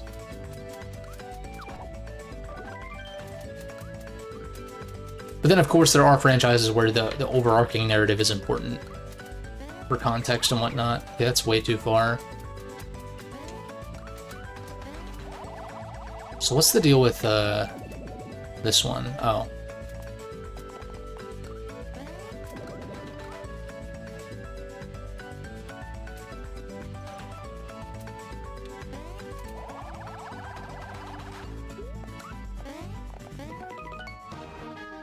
That's how you view it. Mario and Luigi doesn't exactly feel the same as mainline. Yeah. Yeah, right. Exactly. It's one of those things where unless they are acknowledged specifically as... I mean, they are called the Mario Brothers, and so I get... That's really dumb, but like that is why they're justified as having that last name, is because they are the Mario Brothers, right? It's like the Wright brothers, whose last name was Wright.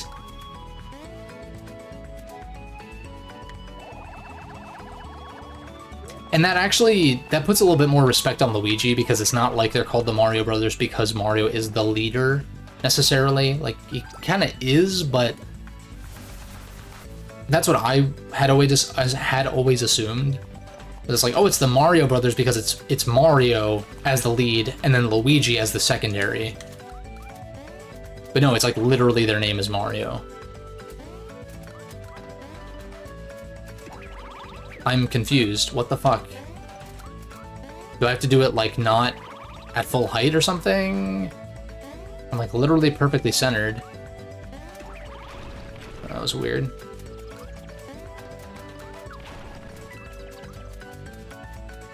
Justify it as a name that caught on rather than something they came up with. That's true. I mean, yeah, I guess it could be. Like, that obviously is the justification for why, in the pieces of media that is relevant, that their last name is Mario. Like, that's why, for sure. But you are right in that you could headcanon it in a way where it just is a nickname that was given to them. Especially because, like, in these games especially, Mario tends to get a lot of the shine compared to Luigi, at least as far as, like, a verbal praise from NPCs and whatnot. But yeah, generally that's how I view things. Like, especially because I'm not really super fond of multiverse shit, just kind of generally. And this has less to do with, you know, whatever's been going on with Marvel the past 5 years or whatever, but it more so... Oh wait, can we spin on this or something? Oh no, there's no spin in the dream world. Has less to do with that and more to do with... I don't know, I prefer to take games, and especially series, like not franchises, but series specifically within franchises, as kind of their own thing in a vacuum, unless explicit, like very explicitly stated otherwise, or like if it's pivotal to the story in some way, as opposed to just being Easter eggs. Like that's how I view the Persona games largely. Do they have shared elements, and like is it clear that they exist in the same world? Yes, but like it's hardly, if ever, actually relevant to the point where I don't really care that much. Same with Zelda. I'm like the same way with Zelda, so I don't know. When you edit a post-stream, post-stream, YouTube converts it into a VOD. Yeah, so YouTube will convert it into a VOD regardless of if you edit it or not. But what you can do is you can republish. You can like republish. So if the stream is public while you're streaming and then you make it unlisted after the fact, if you make it public again, it'll post it as a VOD. Like, it'll remain unlisted as a VOD until you make it public again, or if you don't want it to be public, you can untick the box that says, like, push to sub boxes or, like, whatever. It's below, like, the allow embedding checkbox, I think. So, like, that's an option, but it kind of treats it as, like, posting it again as a VOD when you change the visibility after the stream ends, if that makes sense. So like what I normally do is I'll make it unlisted, and then I'll do my edits and whatnot, and then I'll make it public after the edits have processed. But normally, well, what I do on the channel is like I only push part 1s of series to sub boxes, which you can do whatever you want, but and so for like part 2, part 3, part 4, like anything that's not a start of a series, I untick that box and don't push it to sub boxes, if that makes sense. But it's still treating it, like it'll still show up on your live tab on your channel, and it'll still treat it like it's being posted kind of as a VOD. It'll just be under that live category. Never really thought of it as a multiverse deal. Right, I mean, like you very well could do that with a lot of series, right?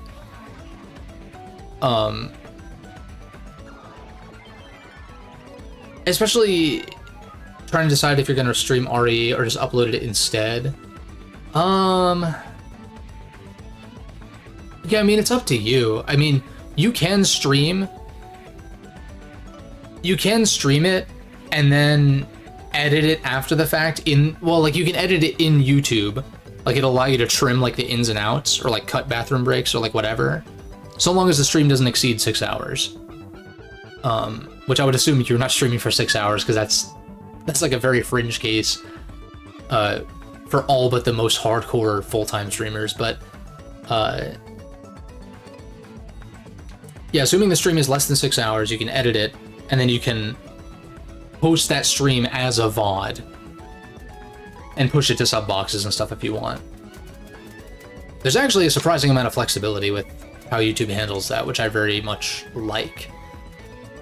Contrary to Twitch VODs, which just fucking die immediately. Also, I fucked it up because I needed to bring the tornado in here.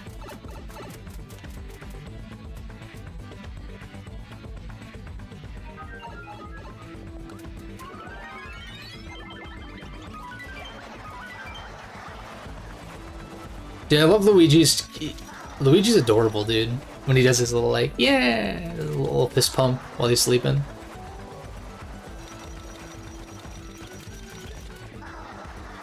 Oh, and I like how he kind of shimmies side to side when you're rotating too. It's fun.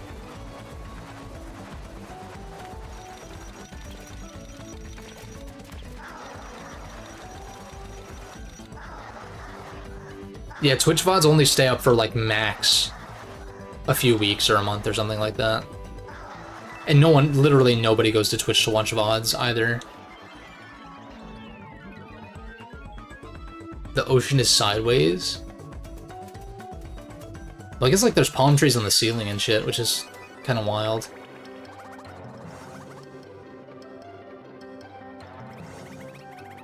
You're totally Mario, right? That was totally Kyle. Totally. Got shout out to the Amanda Show. Memory unlocked.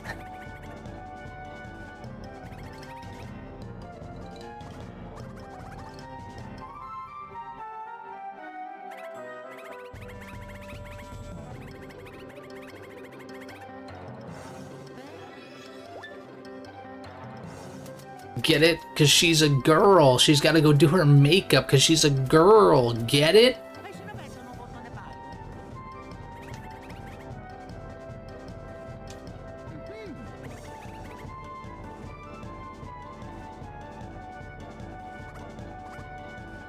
I mean, I'm like half paying attention. This is the kind of stuff that makes streaming games, well, this can be an element that makes streaming games fun, is just making fun of the bad story stuff, whereas if you're experiencing it on your own, it can be pretty insufferable. Especially if you're trying to give it the benefit of the doubt and pay attention to it.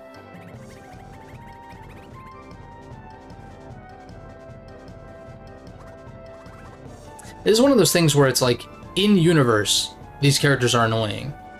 And so like that's the point, but it's also like, the player's also having to experience these annoying characters, so it is a fine line to cross.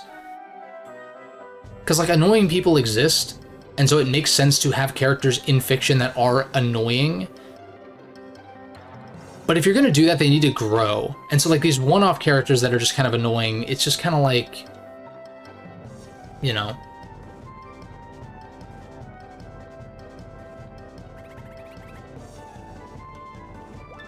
I don't mind dealing with an annoying character if they grow from it. Grow or be funny, yeah, that's fair. That's fair. Like, Naruto comes to mind. Where I'm like, yeah, he's definitely obnoxious. That's like kind of the point.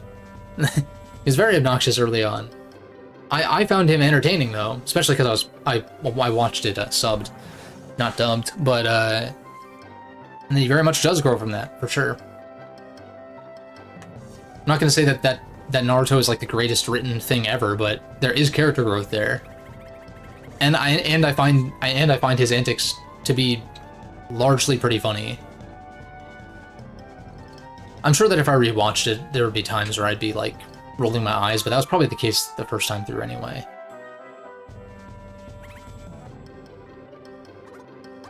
And it is kind of like the Pro ZD skit where it's like Sosuke Bosuke. Like whatever, when it's like, oh, I'm gonna poop my pants, I'm so scared, and shit like that. BIS remake kind of did that with Bowser Jr. A little bit of an arc in the side mode, that's cool.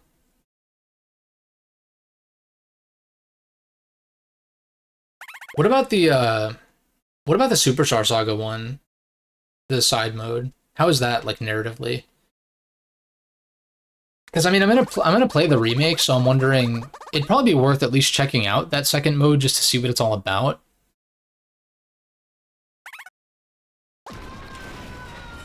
Alright, that was pretty funny. That was pretty good. Makes all his team leave him from annoyance, and he has to suck up his pride once he realizes nobody liked him and he was alone. Okay. That's a cute little arc for a little baby boy.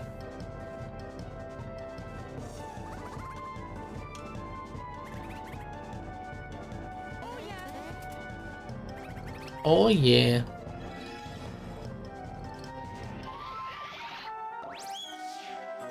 I like how I made that point about male seahorses being the ones that give birth. And then we've got a female seahorse that's giving birth. Or I guess it's not, I mean, it's the dream world, so whatever, but...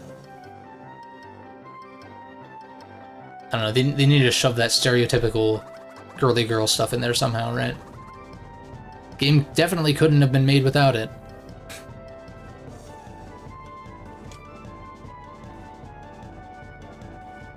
Side mode's neat.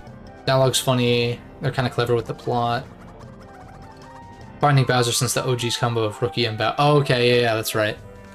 That's true. Bowser is, like, on his own kind of MIA for most of the game. I mean, like, yeah, he does show up as Rookie, but he has amnesia to the point where he thinks he's a different person. About a lowly Goomba gaining respect and building an army. That sounds kind of wholesome. The gameplay, though, isn't it like auto-battler kind of shit? I don't know, maybe that wouldn't be too bad if the campaign's not too long, but...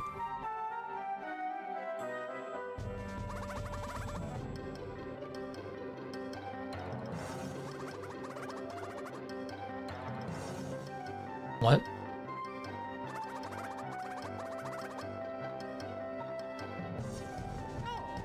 No! Luigi's like, yeah.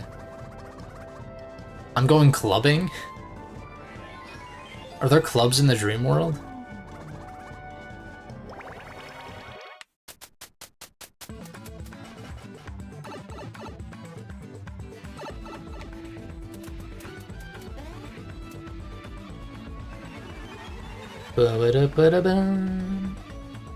I'm still torn if I'm gonna do Paper Jam immediately after this playthrough. Like, Paper Jam lengthwise is closer to, like, Bowser's or something, right? Like, more like 20, 25 hours than 40 or whatever this is supposed to be. What's up with this attack beast? Can I get that one?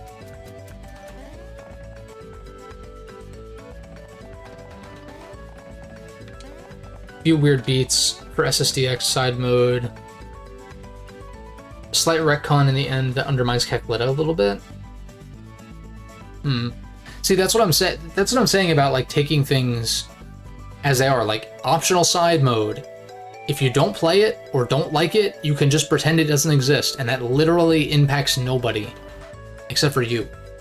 And it makes your enjoyment of the main product better by ignoring it. By ignoring the side mode, rather.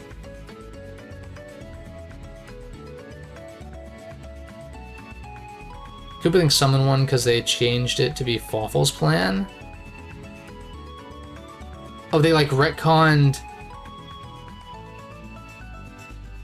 So they retconned the initial plan to steal Princess Peach's voice to activate the Beanstar. They retconned that to be Fawful's plan to begin with. I don't know, like, Fawful's great in BIS, but I feel like he's great in that game because he was a sidekick in the first game who was given a bigger role, you know? Keckletta's plan to trick Bowser's troops. Oh, with the whole possessing Bowser thing?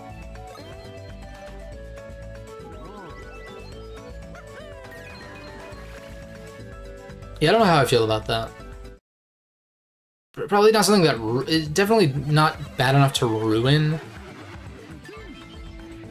Superstar Saga for me, but probably just better off pretending that it doesn't exist. You've got, like, there's so many keyboard warriors out there that are so obsessed with, like, but this is canon, so you must accept it as fact, and you must, like, it's like, no. No, motherfucker. Like, we're all experiencing, like, you can literally choose. Like, obviously, if in the main game something shitty happens that you don't like, then yeah, that's kind of hard to ignore. But if it's like a supplemental piece of material, it's like, no, it's literally supplemental. Oh my god. I'm getting pissed at imaginary people.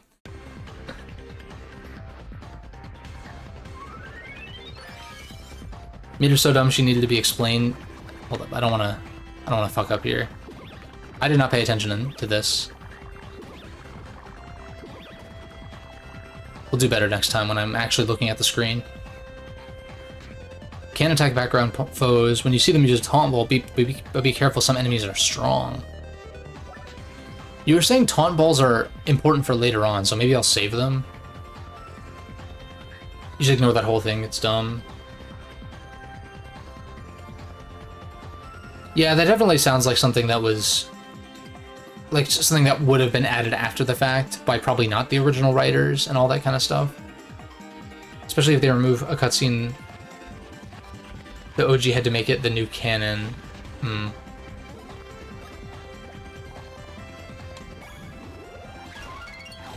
Yeah, I'll save the taunt balls for...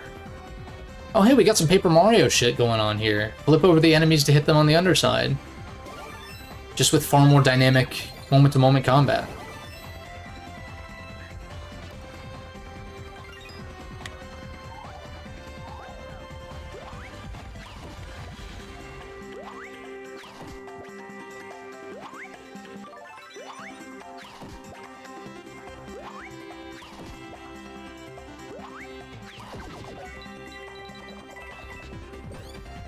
Nice. So they like alternate.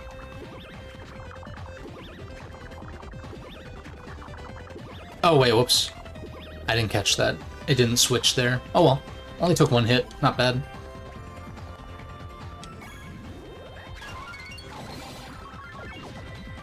Besides missing a minor cutscene, the game is unaffected. Oh, so they removed a cutscene from like the actual main game or something?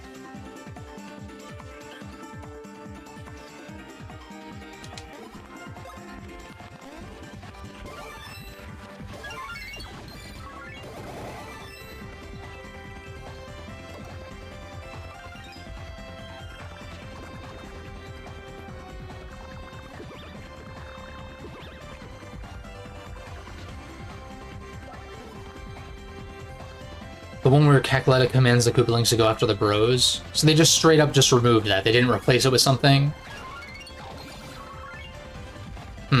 Yeah, I don't know. I do agree with you. That is a pretty inconsequential scene, because I honestly cannot even remember there being specifically a scene for that. I believe you, but I don't really feel like much is lost. But it is kind of a shame that that did sink into the main game, as opposed to being something... Because even if it wasn't her plan, she could still be the one telling them to do that. Right, because the idea behind that is that Fawful seems like the sidekick, but he's actually the one pulling the strings. That's kind of what they were trying to go for, I would imagine. And so in that instance, you would still let Cackletta do the commanding. It would just be not actually her orders, but she's the one giving the orders. 1886.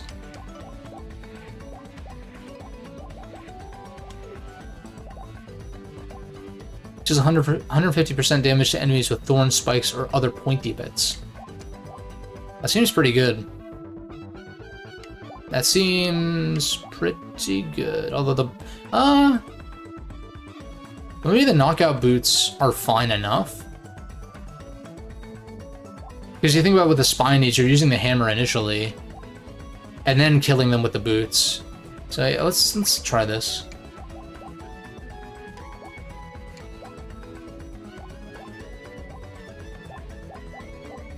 Safety word doubles your defense when you have low HP. Another Pokemon stat thing that I don't understand the implications of, because this is like a totally different stat system. I'm wondering, like, if you have low HP, yeah, it's like an emergency thing, but it's like, does the double defense make up for that lowered HP? Probably not. It's kind of just a... It's like an emergency thing. Returns the BP you used if your Bros/Legionary attack gets a great or less. Or less? Oh, so you can't get an excellent. That seems like not terrible, but I wouldn't want to replace... I wouldn't want to replace a lot of this with that, though.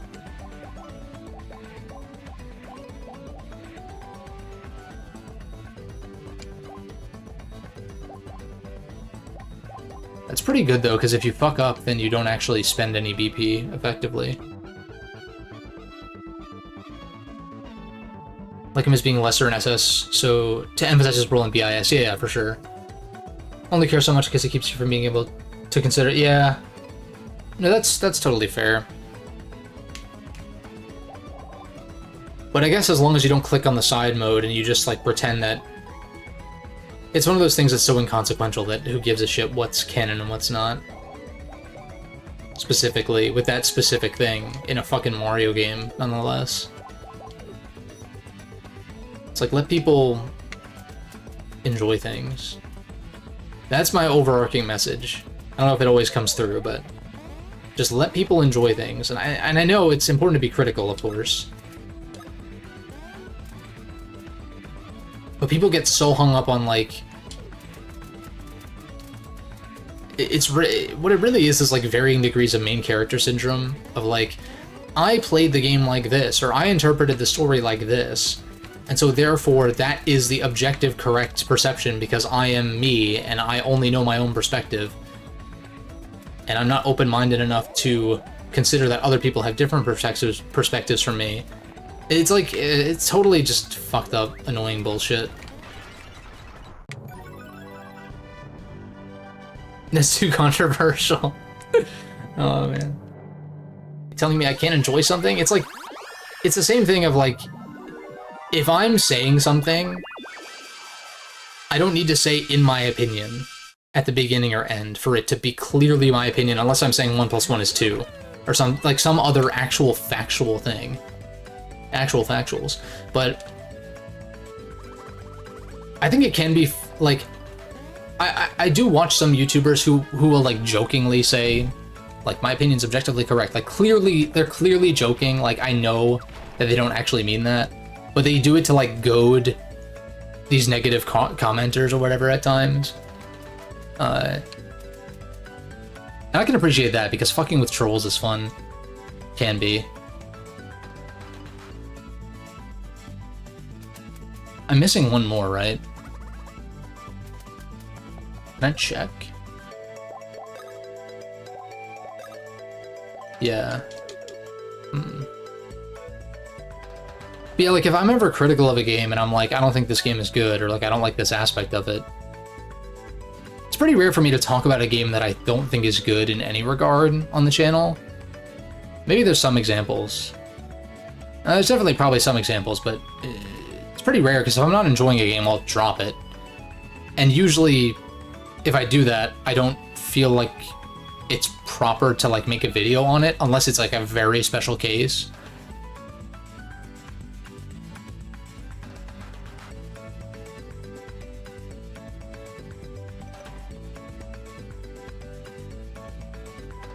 Left up here, or is that like high jump or something?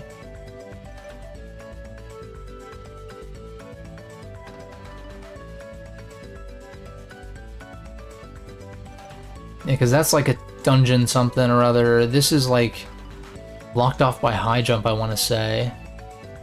Let's try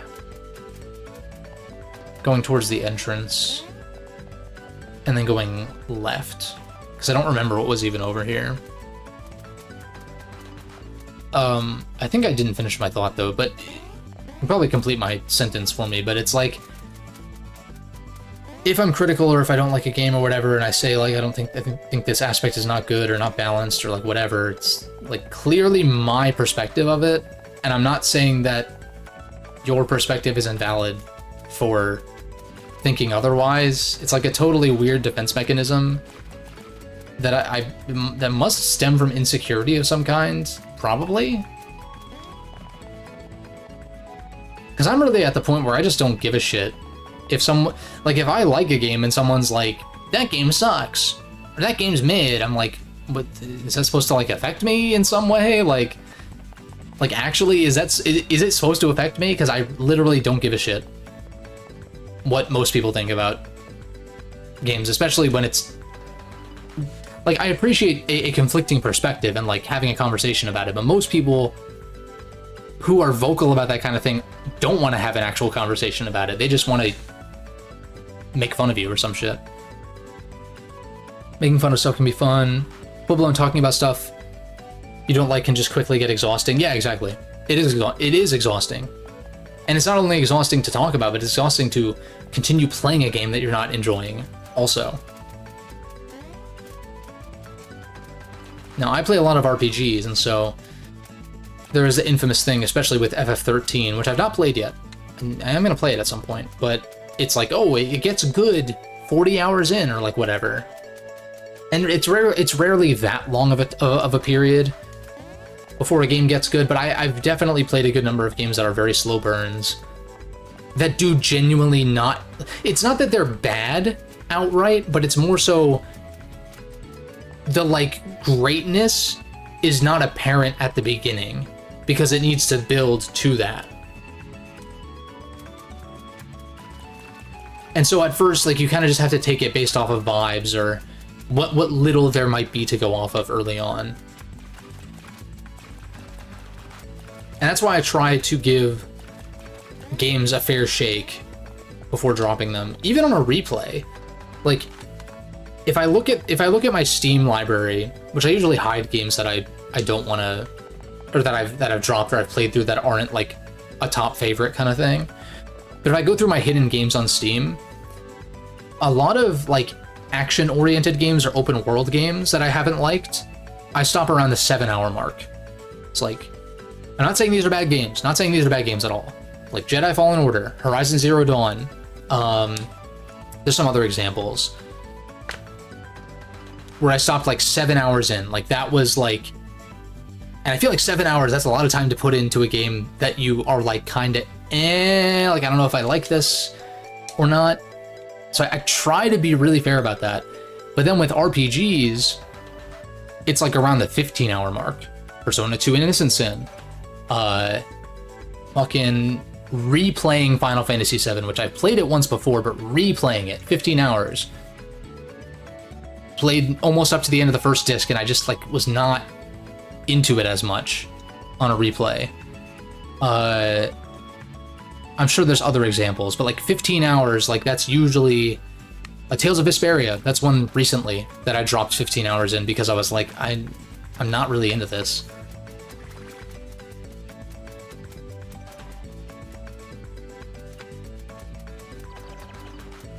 But if I were to make a video on said games, which like, I don't, well, I mean, FF7 I'll be talking about more once Rebirth comes to PC, and I do want to do an FF1 through 9 tier list. Because 7 still ranks pretty highly for me because, like, obviously it has a lot of good stuff going for it. There's just some things that don't quite resonate with me with it, which I'll save for the tier list. I don't know what the fuck I'm supposed to do. But it's like I could make a video on Tales of Vesperia and be like, okay, I played 15 hours, I played the first act of the game, and I didn't really care for this element or that element, but I did like this, and that. But if I do that, then it's like just asking for people to be like, oh, but you didn't play the whole thing. Or like, oh, but what, It's like, yeah, that's part of the reason why I wouldn't make a full video on it. Now, in a streaming setting like this, where it's a little more casual, and it's like, oh, what have you been playing? This, and that. I might have dropped this, and you might not see a video on this because this, or that, you know? Yeah, it's like, you just have to take that context. Yeah, but like, if someone makes a video on a game they didn't finish, you just have to take that, assuming it's in good faith. There's plenty of videos out there that are in bad faith. When they play like an hour of the game and they're like, this game sucks. And it's like, that's not what I would be saying about these games. I wouldn't be like, this game is bad, and I hate it, and you're wrong for liking it. Like, that's not that's not how I approach videos. But, and I'm always, and it is one of those things where it's like, do you think that I want to dislike this game or that game? Because I want to enjoy, like, I want to enjoy every game that I play. Why wouldn't you, right? For time saving sake, right? Like, why would you want to spend hours on a game? Like, it's just such a weird thing. It's like I said with Mario Sunshine in particular, where I'm like, I just don't really like Sunshine. But that's okay. Because you like Sunshine, and that's great. So you enjoy it. So go enjoy it. And I get it for being like a barometer for taste when you're... That's really weird. I feel like I should be able to make that, but... Yeah... There's just like a lot of... There's mostly a lot of little things about Sunshine that I don't like. But it's also just something about how Mario moves, and more so the FLUDD, I just don't really care for. I'd love for them to give it another shot, though. Like, that's the thing, like, Sunshine, I feel like would be... If they gave it, like, a proper remake, like, it could be 1-to-1 or whatever, more or less, but, like, just, like, used current technology to make the FLUDD not feel like shit. And then you get the whole get good thing, and it's like... It's like I said in the Mario tier list, where it's like, why would I spend the time to get good at a game that I'm not enjoying or don't enjoy from other elements? And also, like, I recognize that there is a skill ceiling. Like, I recognize that, and I appreciate and really like watching Sunshine speedruns, in fact. I think Mario Sunshine speedruns are very fucking cool. And I don't watch them super often, but there was a time where I would seek that kind of stuff out. 64 is the same way, where, like, 64, I definitely enjoy more than Sunshine, but I'm not, like, crazy about it either.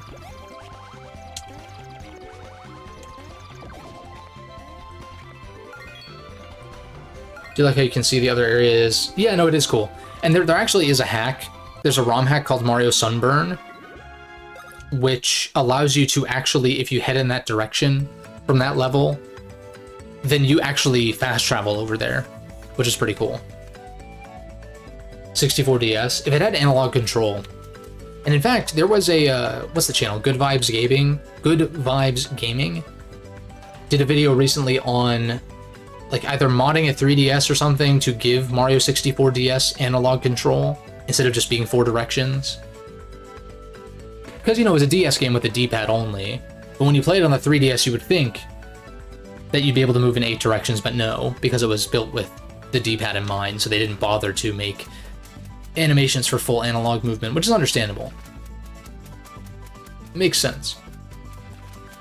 Yeah, Sunshine, like, that's the thing, that's another bummer about 3D All-Stars, is, like, Sunshine could get remade to be, like, legitimately great for, like, more people, at least. I mean, the purists might just prefer the original, that's fine, whatever, but for people like me who don't really care for the original, like, I almost would prefer for there to be more remakes of games that are not controversial, but, like, a little bit more mixed in their reception. Like, Final Fantasy VIII is up there for me as far as games I want remade. For a lot of reasons. Why isn't it possible? You stupid bastard.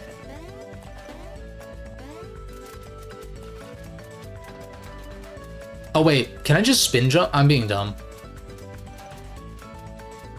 I can just spin jump.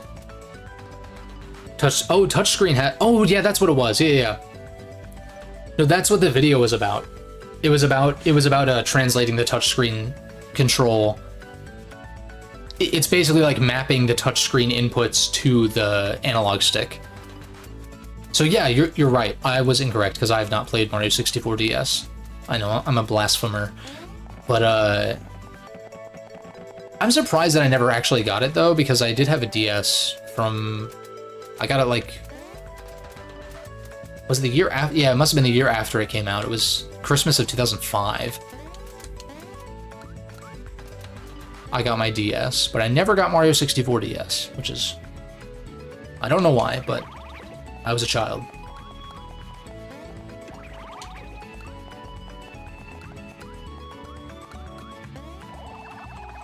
Yeah, spin jump can for sure make that. I don't know why I was trying to do drill.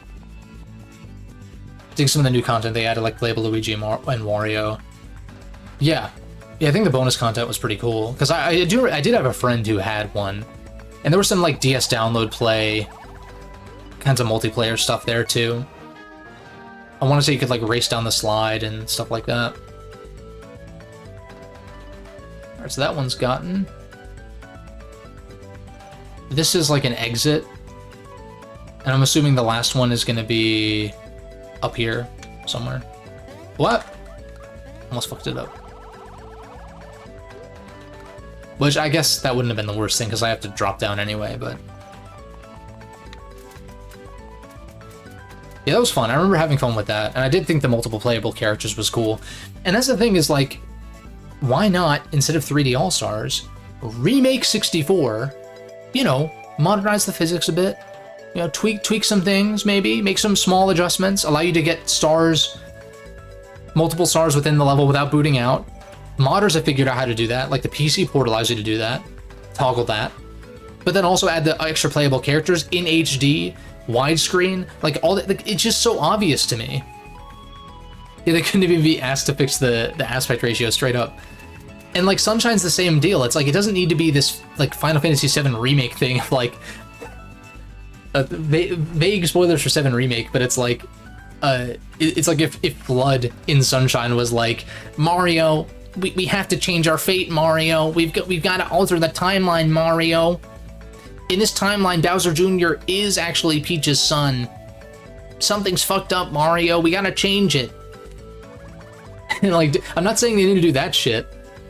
Which I like 7 remake, mind you. There's some questionable shit in there for sure that I'm critical of, but very fun game though.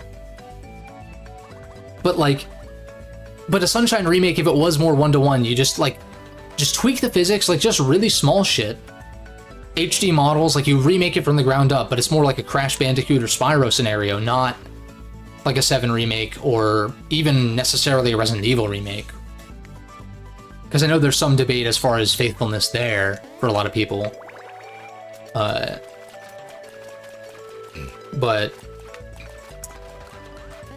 And then the Galaxy games are fine, they just need better controls.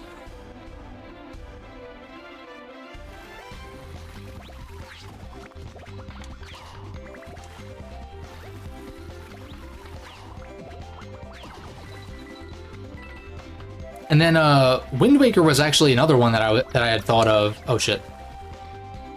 Wind Waker was another one because I know Wind Waker's development was rushed to some extent. Like they didn't manage to fit in as much as they wanted to. Like there were additional dungeons. I'm sure that some of the existing dungeons would have been fleshed out because I think the dungeons in Wind Waker are pretty weak, with a few exceptions. But like, if they remade Wind Waker and they like reinstated that cut content and like really fully realized the vision that was there back in the day, because like Aonuma and Miyamoto are still there, so like why not take advantage of that? And you know, I don't know. I on one hand I can appreciate Nintendo remakes being so faithful, but they're like they're kind of faithful to a fault, to where I'm like, it's not even like fully justified except for accessibility's sake, an excuse to resell the game. I can't think of like Metroid Zero Mission is like one of the few Nintendo remakes I can think of that isn't like a 1-to-1 like basically up-res job. Oh shit. You know?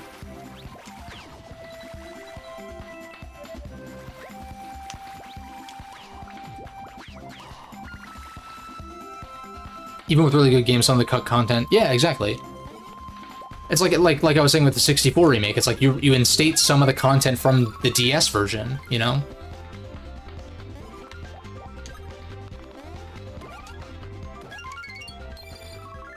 Now, there are instances where re-releases and stuff do have questionable added content.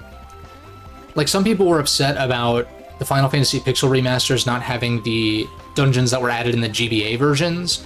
But from what I understand, those dungeons weren't that great to begin with. So, like, yeah, would it have been nice to have them? Yeah, but it's a quantity versus quality scenario, from what I can tell. And plus, those Pixel remasters were intended to be based on the original releases, which might also remind some viewers of a certain Persona game that got remade recently. It was intended to be based on the PS2 version, specifically. but it also instated a lot of gameplay features from the PSP version and FES. So it's like, it's even more than just being like straight up a remake of the original PS2 version.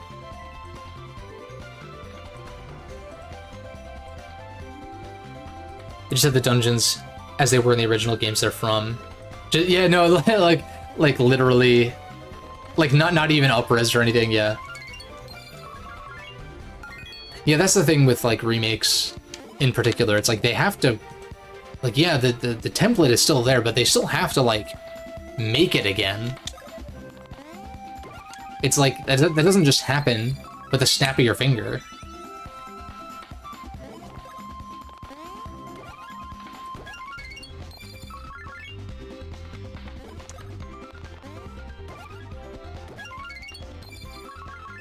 Yeah, they just click the remake button. Exactly. Yeah, time and effort and money and game development. Fake news. It's not real. Remember, game devs are lazy, right? According to the internet, at least.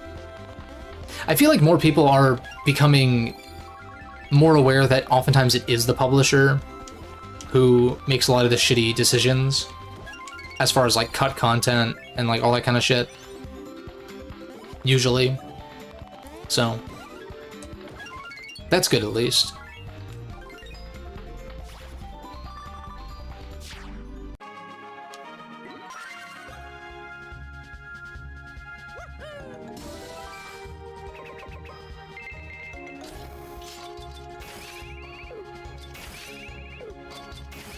I don't want more speed though, I don't think.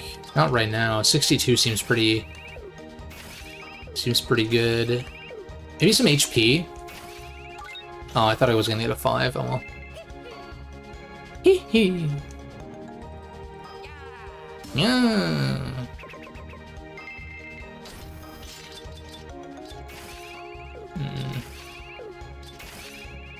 He has a high roll for power. I feel like... Nice. The entire section after this beach chapter will be with the previous area mini segments has no bosses. Oh. That sounds kind of tedious. With no payoff. Or with minimal payoff, at least. That's fine, though. Bum-ba-dum-bum-ba-dum. Is that something you think I could knock out in this stream, or would be better saved for next time? Because I don't want this series to be like a million parts. It's probably going to be no more than 10, but I'm also like, I would like for it not to exceed that many. Oh shit, that's kind of tough to land on it while it's moving. I'd have to lead my spin and catch it when it comes back around, but not worth it. We'll just manually spin.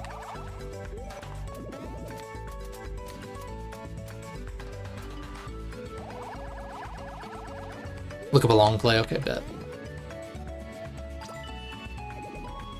Because I could easily fit in with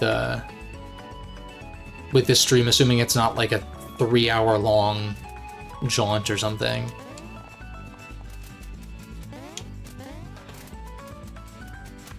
Shubba-da-boop-ba-ba-dee.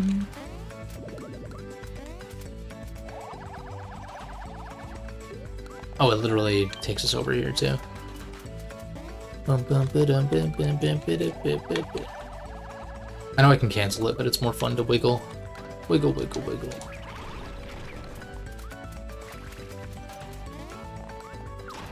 Shoom-ba-dum-bum-ba-dum. Ba-da-ba-da-da-ba-ba. It's like the length of one chapter, so probably wouldn't fit. Okay, so like maybe do part of it. But we'll see. I mean, if this boss gives me trouble, or if I have to attempt it multiple times, then like the last couple bosses, then it might make sense to just do Driftwood Shore. Then next time do the mini arcs.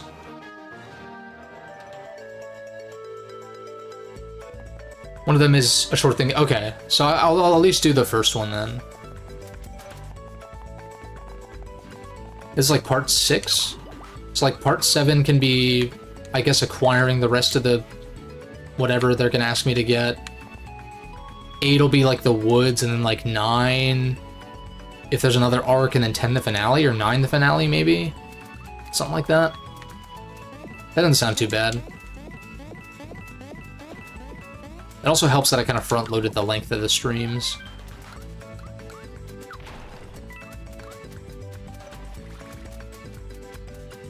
So there's the last thing. I kind of want to get this attack piece first. Sounds pretty accurate, yeah. I mean, I guess it would be nice if I could finish it up like in 9 parts, because then I could start a new thing on the following Monday, which is just kind of like fitting to start a new game on a new week. Ooh. How does Mario still only have 1 bros attack? I don't want to run. Oh, that's not what I meant to do. What? I thought I hit run.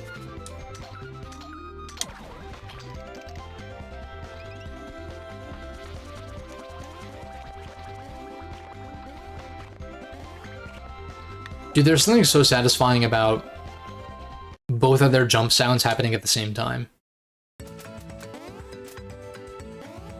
Like, they have like a harmony to them. Or no, maybe it is the same pitch.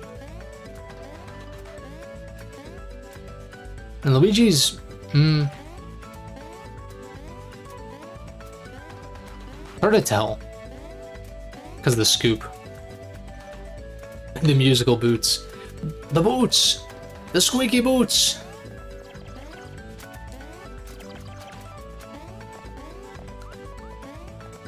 They're here! Under the floorboards!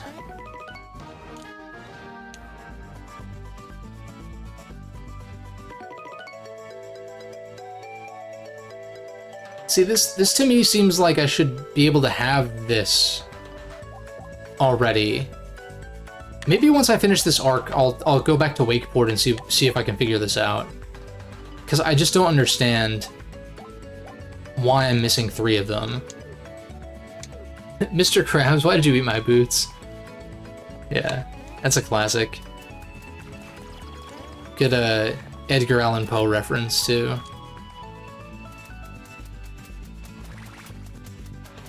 Which, of course, reminds me of the Simpsons one. With Lisa. Good old Treehouse of Horror.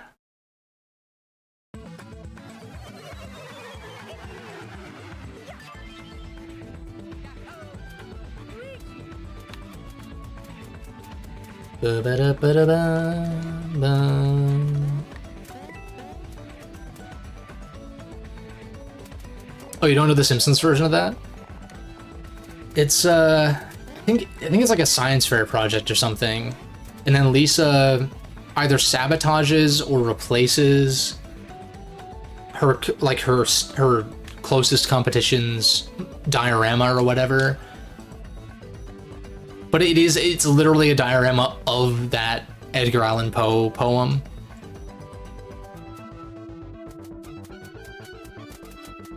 It's good. It's good stuff. We might have watched that in English class when we were studying Edgar Allan Poe back in high school. I tried to pay attention here, but I literally have no idea. I'm just gonna guess that they alternate. And then maybe not at the end, okay. Is that always the pattern then? Probably not.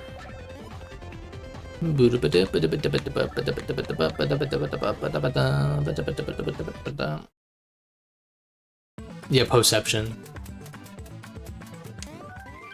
The Edgar Allan poem. Edgar Allan Poetry, that's his actual name.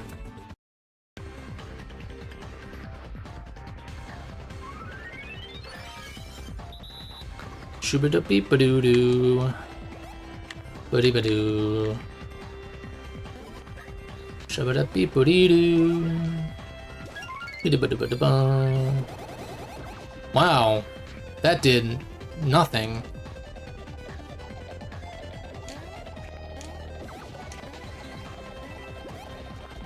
Oh shit, that sucks. I did damage only to get hit immediately following.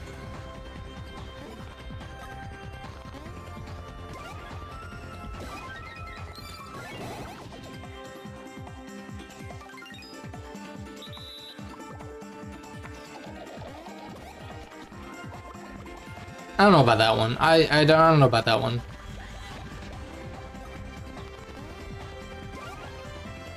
Like, simultaneously landing, like, dealing and taking damage. Not sure about that. That was... Okay, I thought that was gonna be way early. That was just me being, like, not caring.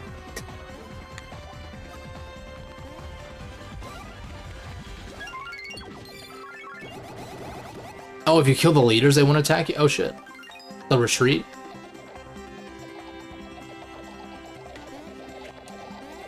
No, shit. I definitely tried to jump there, but...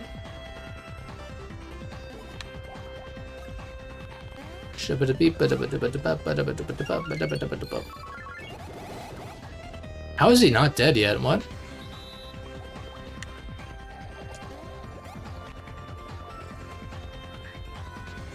Someone call GLaDOS, because these guys are... that's a terrible joke.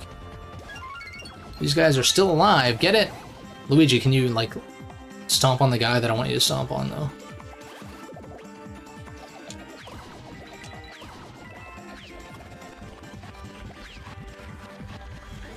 Shoo-ba-da-beep-a-dee-dee-dee-dee-dee. Da-ba-dee-ba-boo-boo-boo-boo-bee-ba-doo. And they flee. They're like, oh shit! But they don't attack, okay. So we just kill the helpless little dream caps. They're not real though, so it's okay.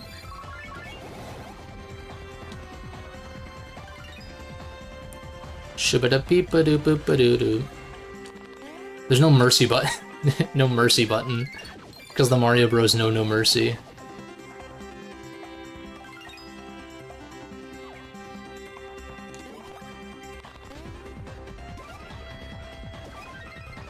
Obliterated. Good for charging badge charges, though. Pretty solid experience, though, too. The flagpole actually moved visibly. I was like, what am I looking at? Yeah, they don't believe in such weak ideals. It's kill or be killed. Stomp or be stomped. What the fuck am I doing? I've already been up here. Alright, you can... Don't cheekily adjust your glasses and look back at me.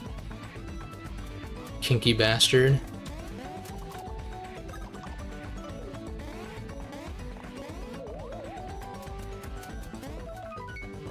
Is this like a time trial thing or nah? Not just straight up. Activate, move stone up 2 inches.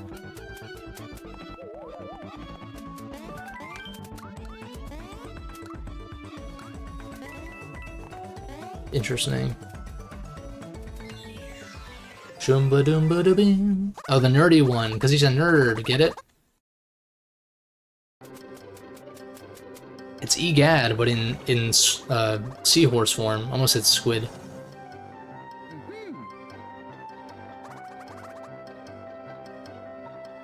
I'm Seaberry. Like sea and a berry, okay? Do you think I look funny when I'm driving my automobile? Another Simpsons reference.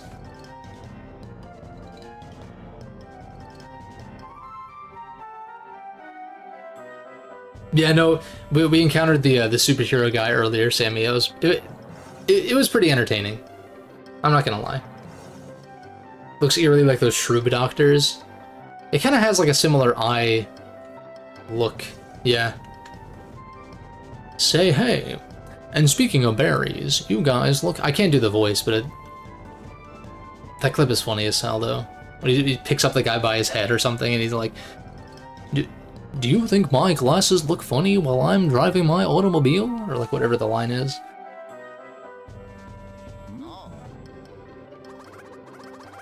Don't like the berries? 'Cause you're into the mushrooms, am I right? I know you guys are into psychedelics. Yeah, the tall guy. What's his name? He's also like the "that's the joke" guy, and whatever. McBain, or at least that's the character he plays in those action movies. He's like kind of a Schwarzenegger parody. At least I think it's the same guy. Something like that. I don't fucking know. I'm not a Simpsons lore master. That's a scary name. Yeah, McBain. It's McBain. McBain. That's the joke. So I got you some seats in the porridge parlor. Know why?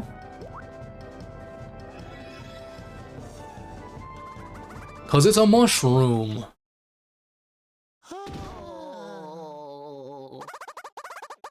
Is a parlor even a room? Yuck, yuck, yuck, yuck. Who cares, am I right? Funny either way, alright? So funny that they fell over, wow. They're laughing out of their seats. Gee whiz, tough crowd up in here. Feel free to clap or talk or something. I mean, pair a sharp stash. Stashes like those. I'm annoyed about doing this voice. I don't know why I'm paying attention to the dialogue so intently.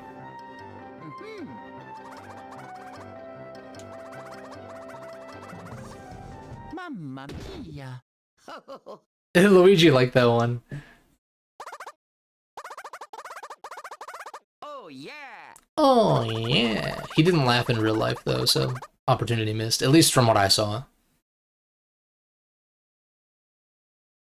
Technically coils, but not really rings.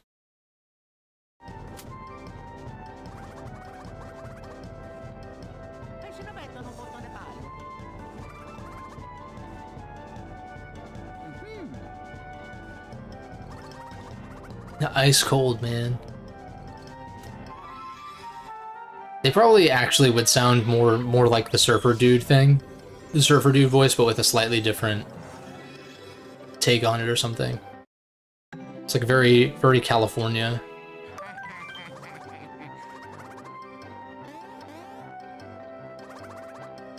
Say hey. I don't know how you would do like Surfer Bro, but like slightly nerdy.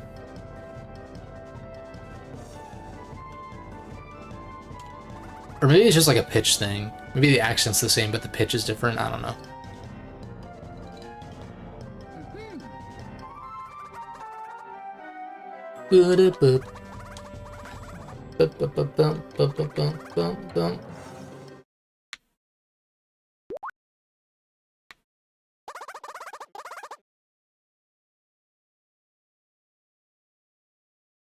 Rip. You're in the dream world, live a little.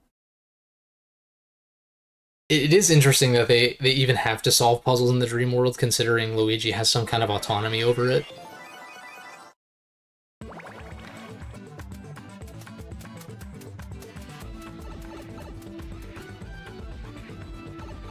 But then again, they do just fine. We got these like crazy abilities to figure it out, but... And for game design purposes, of course, I'm just thinking in-universe, it's like, if Mario was the one, would he just manipulate the dream world to where you just are at the place you need to be, or there's like no danger?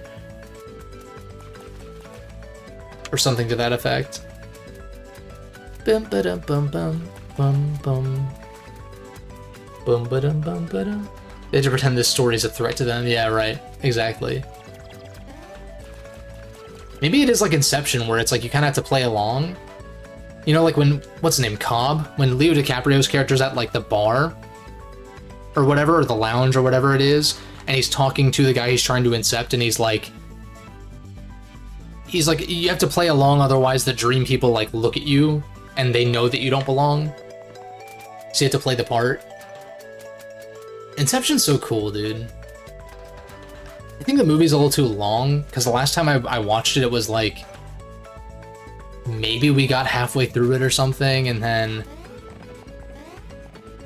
This was like on a trip, so I don't know if we fell asleep, or we had to go somewhere, or like whatever, but yeah.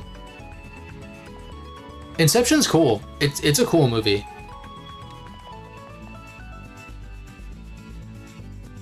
Like being a skinwalker? What's that from?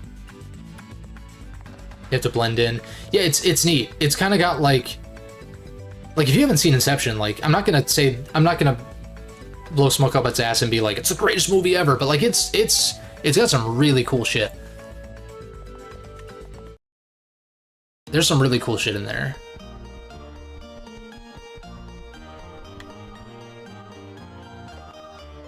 Just a mythology thing where it pretends to be something else. Oh, okay, I gotcha.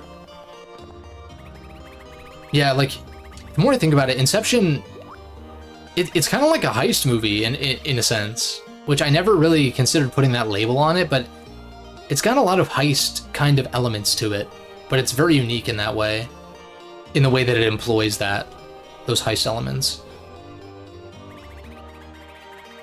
Oh, right, this is not where I need to be. Enter Dream World. Oh, that's right, her little domain. Yeah, it's cool. It's really cool. I would recommend it. I like never recommend movies though, because I just don't really watch movies, but Inception's one of those where it's like, if you think the concept sounds intriguing, you should definitely watch it.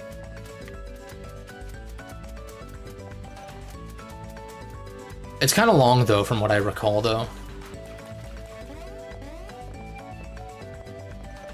But I think that's like most Christopher Nolan movies, to be fair.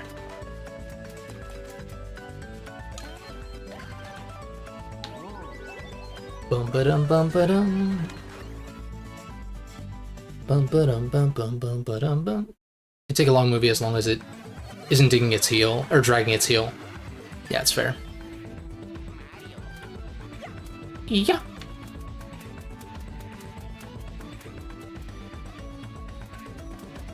Bum ba dum bum bum. I should save. It just occurred to me. I mean, I can probably just do like actual retries and beat whatever is upcoming, but I have not saved in a while, which is a bad idea.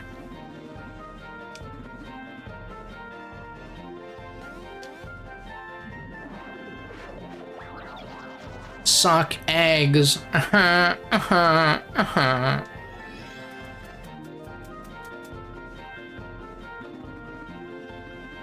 Just jump on my face. That has some Xenoblade 2 energy. Put your hand on my chest. It's like one of the only scenes I know from Xenoblade 2 because of, was it Donkey or someone? It's like some big YouTuber. It's probably Donkey.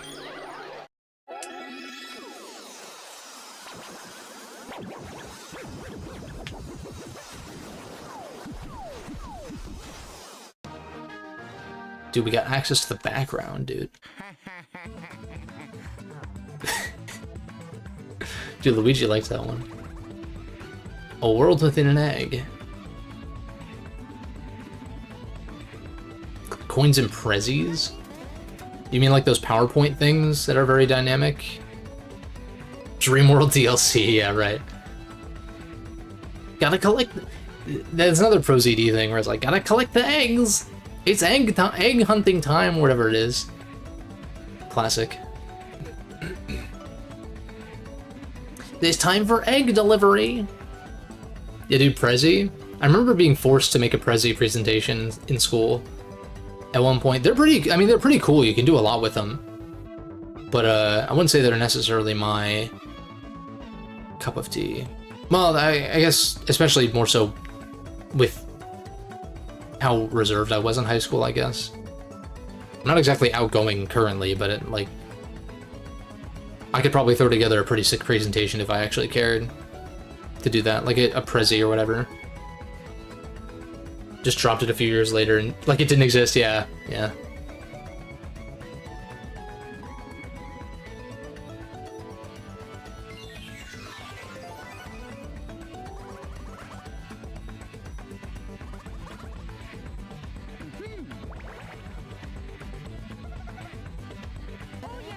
Oh yeah. Make a save. I say that like there's multiple save slots. from within your save file when there's not.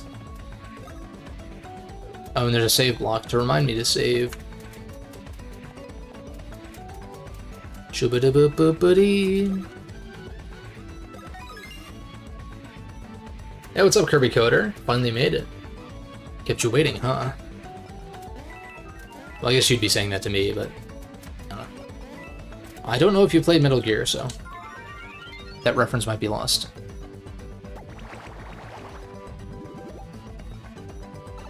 Yeah, the background changes color. Yeah, it is pretty cool. Go ahead and flip. Yeah, we got that those purple vibes going on.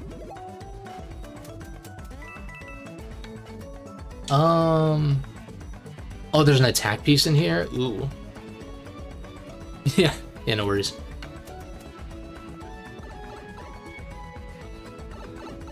Yeah, this music kind of bangs. Not gonna lie. More attack pieces. I'm assuming we just need to flip to the ceiling here. Oh, interesting. But we'll just flip it again, because then this umbrella thing will, not what I meant to do. Not what I meant to do.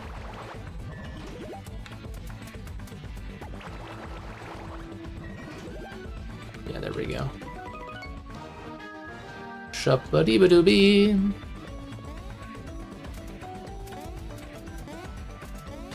Do I stay on this? Oh, nice. I don't know what that does for me exactly, but it's good info.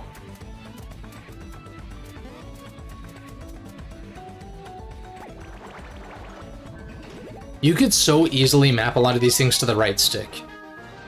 Not in Citra, because Citra's not that flexible, but if Nintendo decides to re-release this game someday, they could easily do that. I don't know exactly how they'd overlay the... because, like, you kind of need Luigi on another screen, you know? I mean, there's probably... I guess you could just do, like, a button prompt to bring up the menu or something. Favorite way to eat pork? I like, I'd say I like pork tenderloin, and usually what I'll do, especially with leftover pork tenderloin, is I will make like a rice bowl out of it.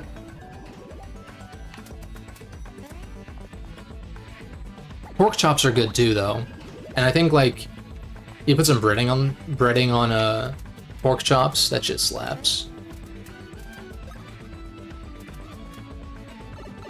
Like a bubble on the bottom right. Right, and then you like click the right stick or something, and it brings it up to cover like the like either it brings it up all the way in the center of the screen, or it just makes it bigger. And then you can use the right stick, since that's what it'll be used for. It's like, okay, if it's the mustache one, because like it's context sensitive based on what Luigi's able to do. Like, you're never able to do multiple of these things at once. It's always a specific one. So like the mustache, it's like, okay, you like move it to the right and then release, and then it'll fling you, you know? Or with the spinning nose one, you just spin the thing, and then same with this one, you spin the thing until it's in the spot you want it to be. That could totally work.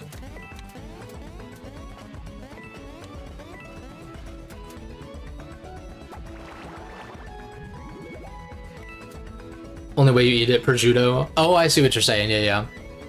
Prosciutto is good. That shit does slap.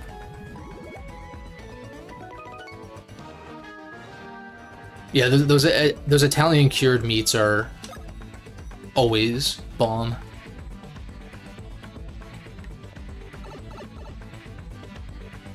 Have his face be on a phone. I guess that's one way to do it, but we're trying not to relive the Wii U days, if you know what I'm saying. Could be a close-up of his face in a bubble, and then it opens up. Right, yeah. Is there like a position in game dev that like... Because, like, I don't really have any coding experience. I took comp sci in high school, but it's been a long time. So, like, I'm sure I could figure out coding if I really wanted to. Probably. I just don't want to. But it's one of those things where I'm like... I feel like even just these ideas, like I'm not trying to like, you know, give myself too much credit, because I'm sure there are plenty of other people who have come up with similar ideas, but it's like, I at least have the ideas. Like, I know how these can functionally work. I just don't have the technical knowledge to actually make it happen. Which maybe is a problem, I don't know.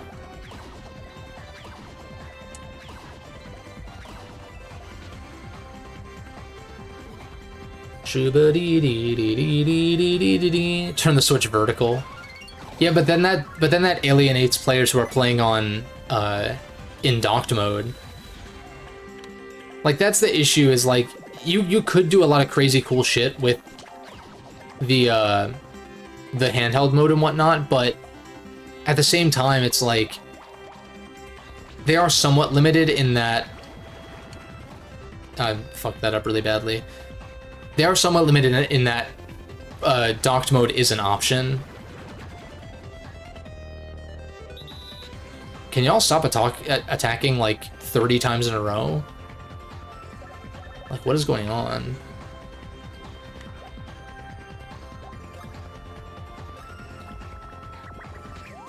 Dabbling and coding yourself, though, right now you're no expert.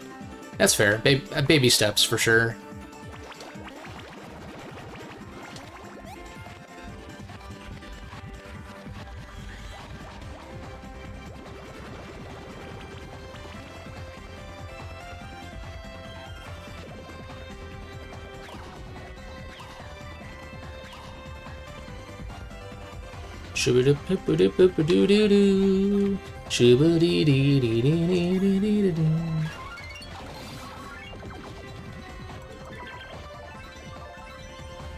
Nice free heals.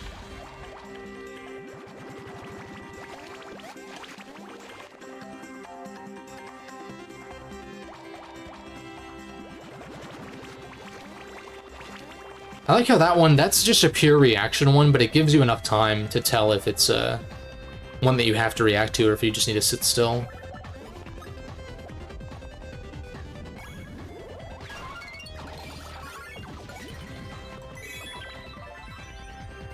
I will say I am starting to feel like the combat is getting a little on the tedious side. Like, just a little bit on the tedious side, but I also do have the option to run at, like, no cost, so... These pots ever die?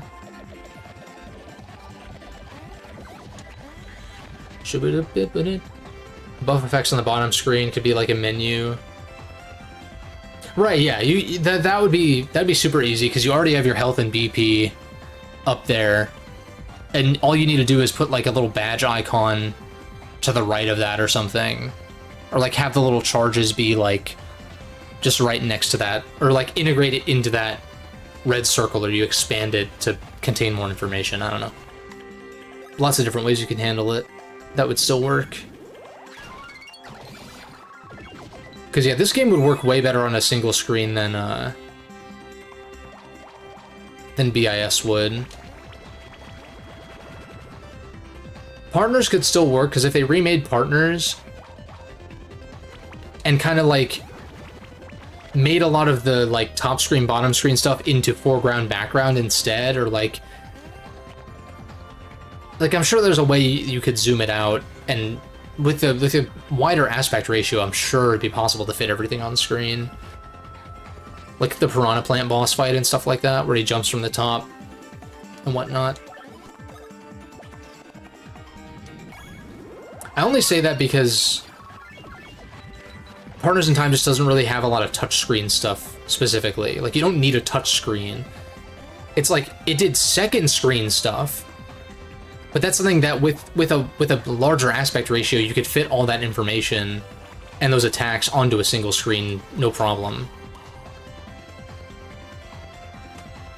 Paper Jam is probably doable single screen too.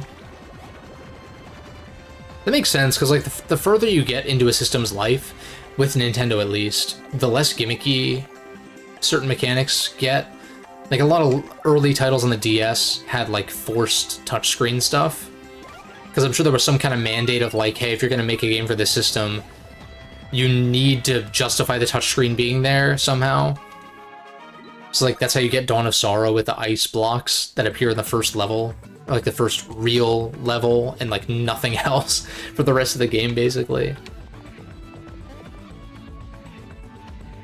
It's totally superfluous. BIS Remake actually did that since this badges function more like Dream Teams. Oh.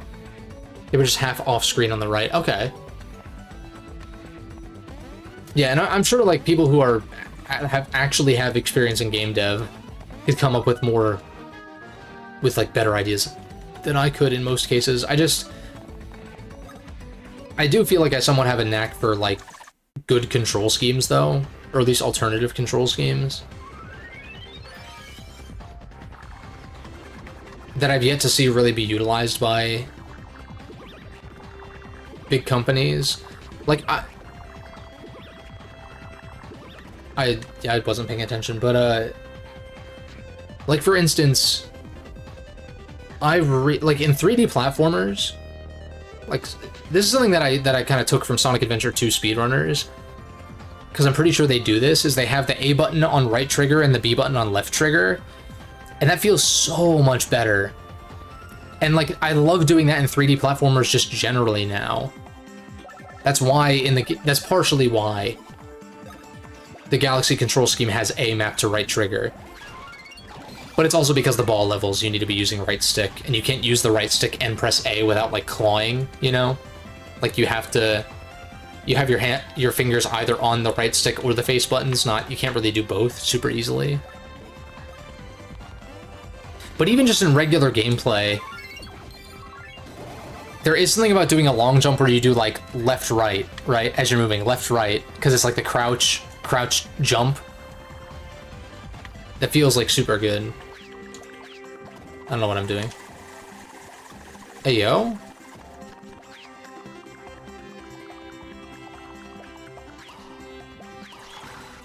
Oh, I see. Shabba-da-ba-ba-dee-doo. See, people mention a good chunk of Dream Team's length is because you can't run. Oh, like in the overworld? Yeah, I feel like movement in the overworld is a bit slow.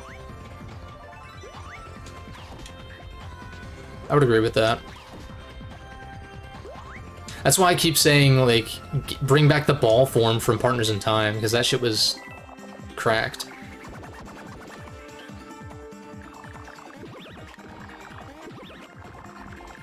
I was only half paying attention. I don't really mind if I take one hit.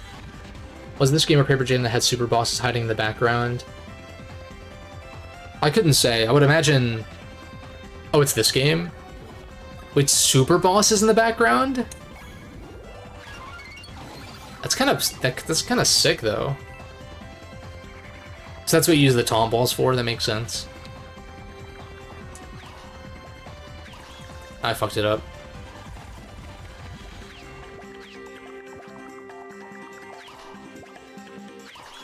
I keep...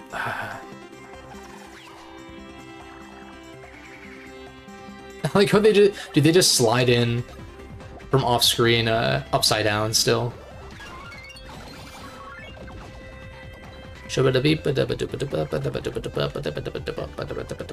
Also, I just realized my debuff thing got overwritten.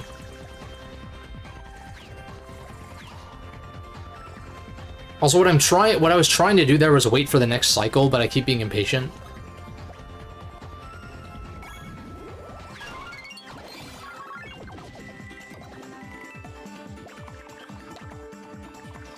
Hold up. Like, I should just go for it immediately in that case. You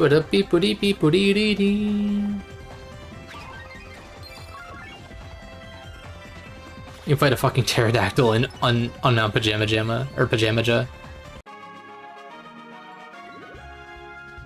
That's a doozy.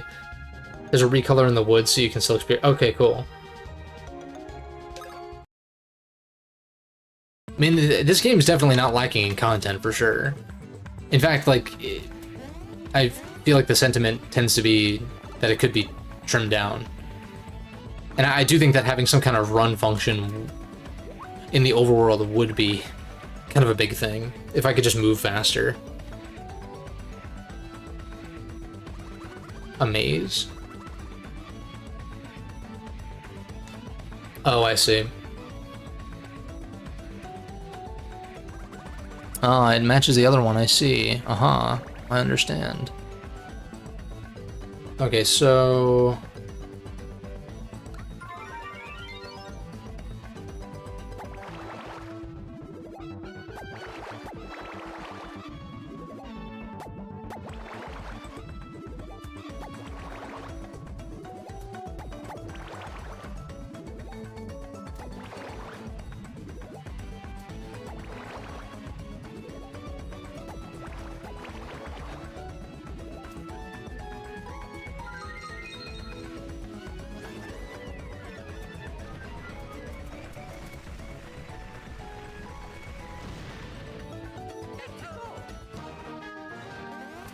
Another layer.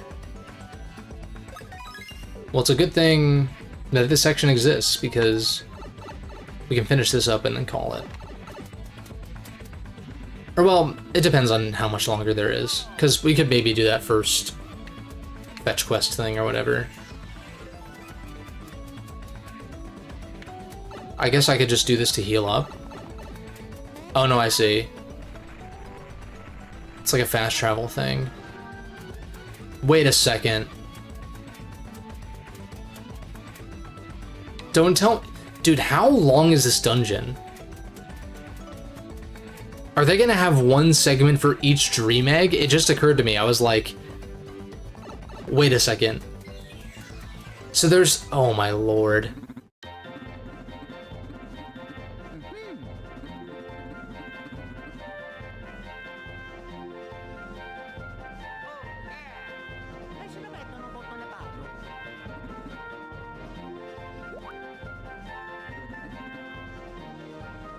There shouldn't be any monsters.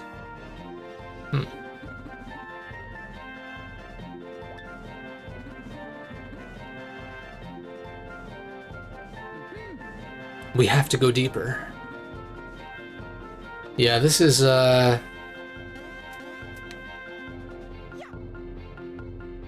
don't know, I don't mind long dungeons, but it's like we just did that first section, I was like, okay, so we're like wrapping things up, right? And it's like, nope, 3 more. Which, maybe they're shorter, but they probably each have one of those maze things at the end. Could have used a mini-boss or two, that's probably, yeah.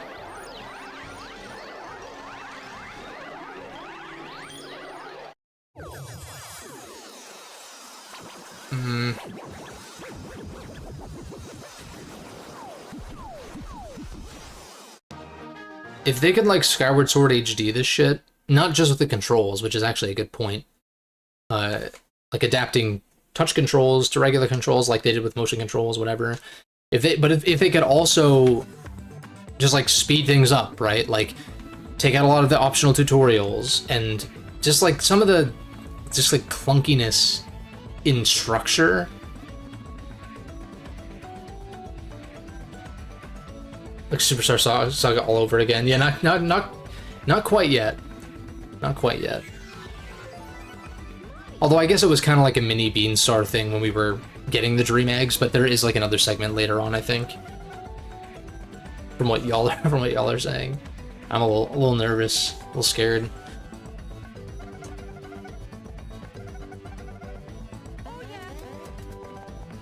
Oh yeah. At least the music slaps. And I think I'm for sure just gonna avoid combat as much as possible to make this not last longer than it needs to. Which is already the case without the combat, but you know what I'm saying. Know what I'm saying? I don't know what the fuck I'm saying.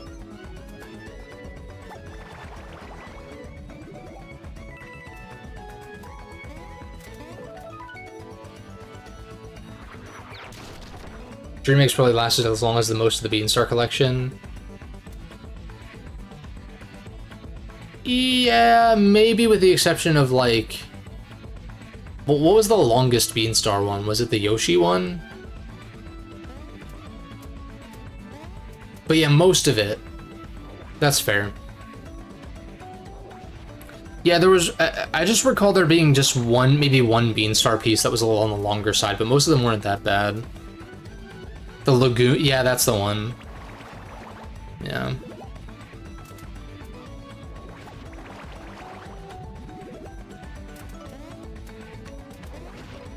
Oops. No damage from that, though. Interesting. Doesn't count as an ambush.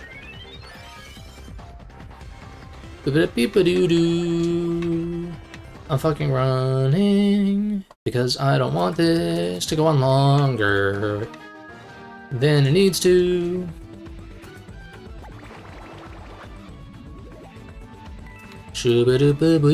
Oh, fuck. Now that counts as an ambush or something. Wait, you like how Mario stumbled for like a second? You like... That's another Simpsons reference where Bart... What happened to the bitrate? Hold up. We back? What was I saying though? There's some clip of Bart Simpson where he's got like poofy pants on or something, and he's like bouncing off of his butt off the ground. Kind of like how Mario just did.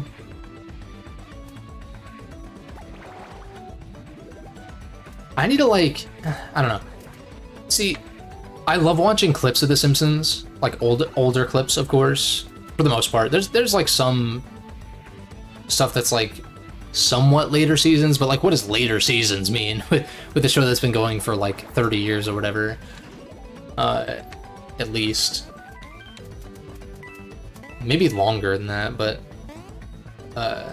either way, I can't tell if like part of me thinks, oh, I enjoy watching these clips, so I should like sit down and like actually watch it to get all the context and stuff. And I'm sure that would be fine, but I'm wondering if a lot of the appeal for me is because it is just clips and not sitting down to watch a full show. Because I just don't really, like, I don't really watch a ton of TV, really.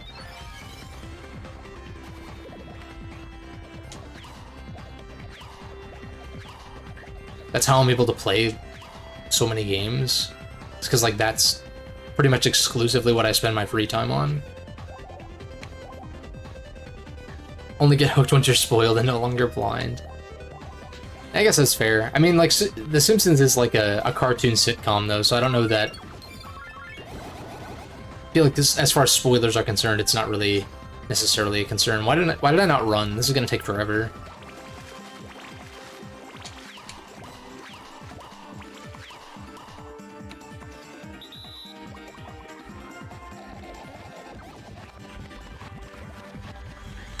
Shubba-da-beep-booty-beep-booty-dee-dee. TV used to be so much better. Yeah, I would agree. I mean, it's just, it's interesting. Well, yeah, okay, maybe it's not that interesting, but you would think that streaming services would... The advent of streaming services would limit what gets greenlit and what gets made, but in fact it was because network television had to, like, rely on advertisers and stuff like that, and had to be advertiser friendly, that that they were a lot choosier with, like, these networks were a lot choosier with what they greenlit and allowed to be on their platform. Whereas, like, now there's just such a breadth of content from all these services. Like, there's some insane statistic about how many shows Netflix put out the other, like, I don't know if it was last year or the year before that, but it was like, dude, it was an insane statistic about, like, how many new shows they put out. I genuinely couldn't believe it. And, like, 99% of those shows are dog shit, probably. But, and you'd think that because, you know, the good stuff rises to the top. When there's so much to begin with, it's like... there's actually probably some decent, if not good stuff that does get overlooked because there's just so much. The 2010-ish was the golden era of streaming. Yeah, when it comes to streaming, for sure. Because that was also, like, when Netflix and company were just starting to make, like, exclusive content. I don't forget the term for it. But, you know, content that they produce and stuff like that. Because for the most part, like, early on, Netflix was just them hosting. It was just a method to host existing TV and movies. But then they started putting out stuff like Stranger Things, and was it House of Cards was another one, and there's like other stuff like that. That's not what I meant to do.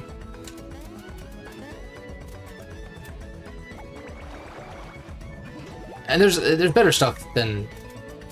I mean, people love Stranger Things, but there's other things that I'm forgetting. But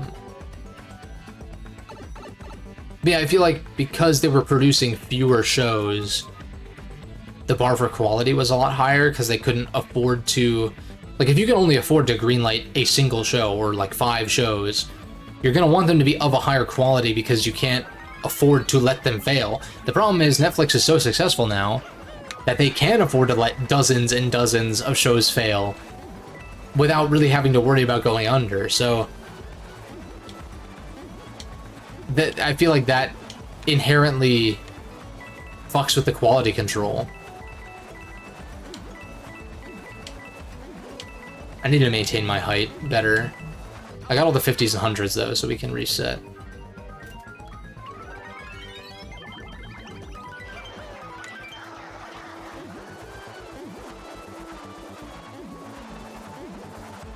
Nice.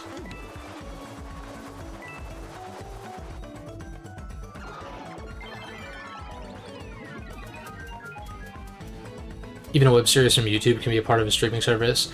Right, I know, like, I know Hot Ones is on, like, Netflix or something, and I'm sure there's others as well. That's kind of wild to me, too.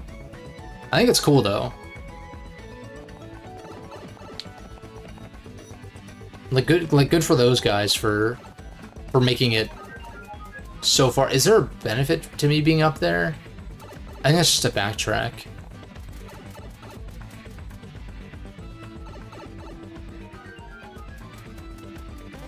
And I know, like, didn't Scott the Woz also have, like, a bit on Disney XD or something random like that? I completely forgot about that. Not all bad. So tired of everything. Yeah. I mean, like, I don't... That's the well, it's not the reason, but it's, like, I don't even really pay for, like, any subscription services. I have, like,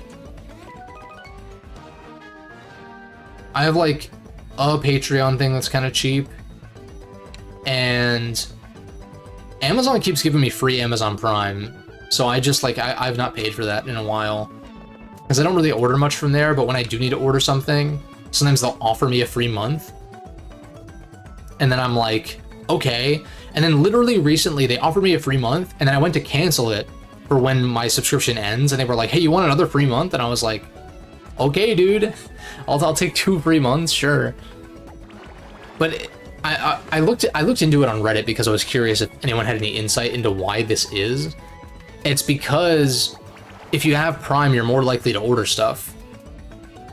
So, like, that makes sense.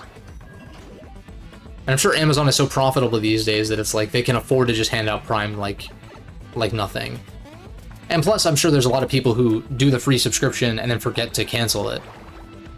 But I'm just built different.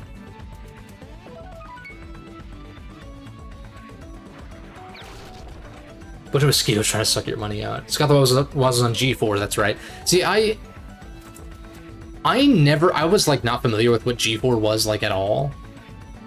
And I remember a year or two ago, there was something where, like, they tried to bring it back, and then it failed, and people were upset, and I was like, what the fuck is G4, though? like that, I was over in the corner being like, but, like, what the fuck was this to begin with? I have no connection to this. At all. That's mostly because I went to the internet for my gaming news kind of stuff. I like and like for conversation and stuff like that, it was like Game Facts. And IGN was like the main site that I would go on back when I was a lot younger. For like my gaming news and information and whatnot when I was a kid.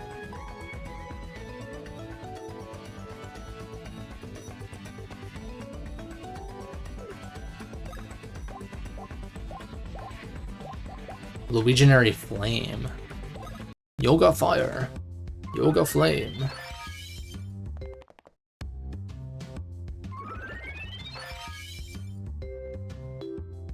The fire will bounce at a steady pace. Press B to make it bigger. Mario will cover the spots where the Luiginoids aren't. Press A button once more. Okay. Literally never heard of G4 until now. Yeah, it's one of those blind spots. Like, apparently it was some kind of like TV network for game coverage.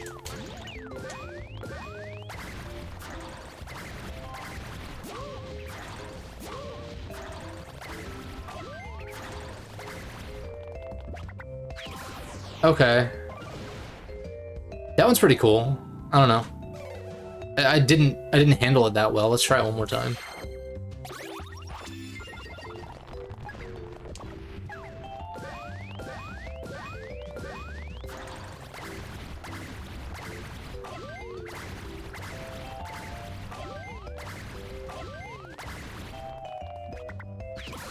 That's pretty good.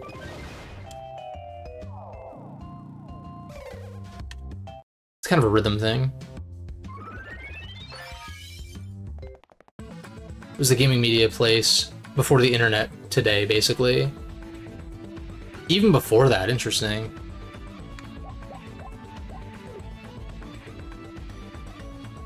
Yeah, risk-free testing abilities, exactly. Well, how long... G4... American TV network. First launched on April 24, 2002. In late 2012, programming ceased. 2002 to 2012. Yeah, I guess I wasn't even looking... When did I become aware... When did I become self-aware? When did I become aware of, I didn't really go online or, like, look into the new games and, like, what's upcoming and all that until, like... leading up to Brawl. Like, I remember a friend told me about the Wii. So, like, that was, like, what, 2000... It came out in 2006, I know that. So it must have been in 05 when it got announced or something. That a friend told me about it. Like, I wasn't watching E3 prior to 06. I remember specifically the Smash Brothers Brawl trailer in 06. Which is crazy, that game came out 2 years later. And I remember going on the Smash Brothers Brawl website with like all the daily updates and stuff like that. And like that was really the start of me looking into games coverage and news and all that kind of stuff. Arena was a show that covered competitive gaming, and X-Play was all... Okay, gotcha. All the coverage from interviews to previews and all that stuff. And they covered the E3s. That's cool. That does sound pretty dope. It was legit. No, I believe you. I just find it odd that they tried to bring it back in this day and age when it's like... It's just not... Like, I don't know if they were, like, trying to do a YouTube thing or, like, what the deal was when they brought it back, but... Even, like, these big sites, these big gaming news sites that have been around forever are, like, not doing... They're doing, like, the worst they've ever done, from what I understand. Like, traditional games press is dying. Which is fine, fuck them, but...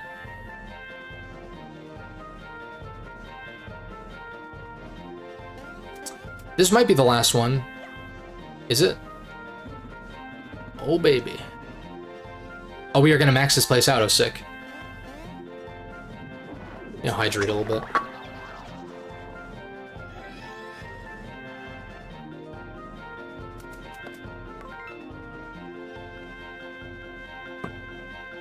network that at least tried to attempt to show like, hey guys, gaming's actually pretty cool and not some dumb nerd shit. That's fair, yeah, yeah.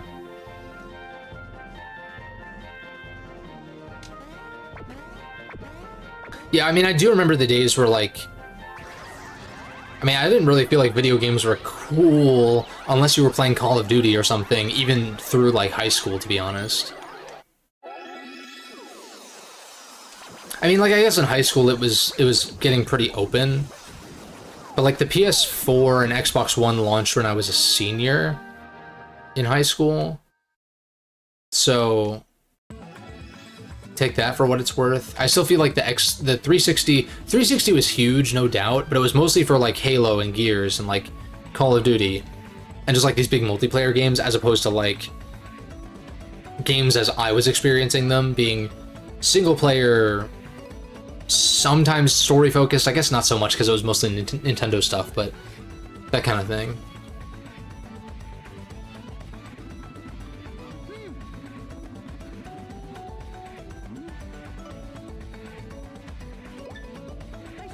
Used to watch all the new game previews on demand back in the day. No, that does sound dope as hell, especially when there was no other alternative. Bowser and his minions, Mario and Luigi, Bowser's Inside Story plus Mario and Luigi, the Mario and Luigi Superstar Saga plus Bowser's Minions game for the Nintendo 3DS family of systems.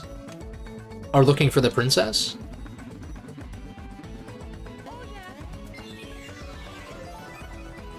Salty that pretty much all gaming is cool now, full stop, when you used to get bullied for it. Yeah, I mean, it's one of those things where, like, imagine growing up in a time where playing games is cool, but then again, kids these days, I sound like an old man, but it's like, I feel like a lot of kids these days are growing up on, like, Fortnite and tablet games and, like, stuff like that, not, like, what I would deem to be, like, the core, like, most interesting gaming experience. I mean, there's, like, taste and all that, sure, but I don't know. Almost as bad as a Kingdom Hearts title. It's just the way Nintendo says their game names in the directs. It's annoying. They always have the at the beginning and game at the end, no matter what the title is. I do remember Nintendo Power. That's actually true. My middle school library had Nintendo Power magazines. So I remember checking those out from the library to, like, look into them and stuff like that. It was fucking dope. Yeah, see, the thing is, my dad was so, like, he was so overprotective that I had, like, a GameStop power-up rewards, or, like, whatever they called it back in the day, membership, but he insisted that we not get the magazines because he didn't want anything too mature to be, like, shown to me or whatever. I don't know what he thought was going to be in there, but it's one of those things. And, I mean, maybe that would have gotten me off of, like, not off of Nintendo, but, like, into non-Nintendo stuff more earlier. Maybe. But at the same time, like, I wasn't really into, like, I didn't really, like, I wasn't really that interested in delving outside of Nintendo at the time either. I was like 10, you know, like.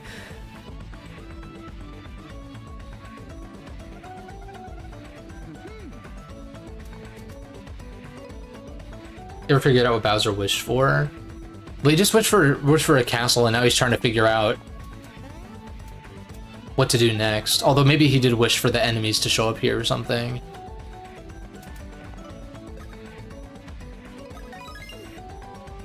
Probably meat, yeah. Drumsticks. Boss time?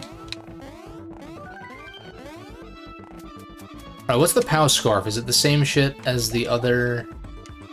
Is it 20% again? Oh, another silver statue is nice. Oh no, oh, okay. Hey, wait, they actually change it to plural when you have multiple. That's cool. Like, they could have just left it as POW scarf quantity 2. They changed it to scarves, though. That's kind of neat.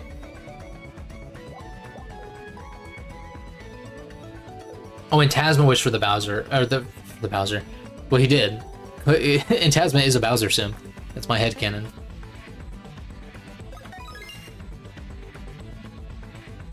Wish you had your old mags. Yeah, yeah. No, for sure. Like, I guess Nintendo Power was kind of like a secondary source, slash like something to look back. It's not that I don't remember really looking at a lot of the older issues though. I don't really know how big their back catalog was. I just thought it was cool that the library, like the school library, had that shit.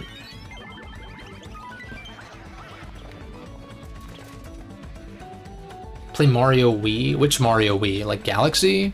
Or Mario Kart Wii?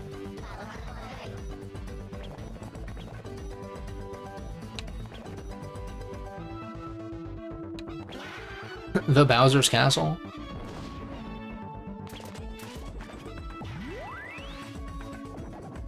Oh, New Super Mario. Yeah, yeah, of course I did. Of course I did back in the day.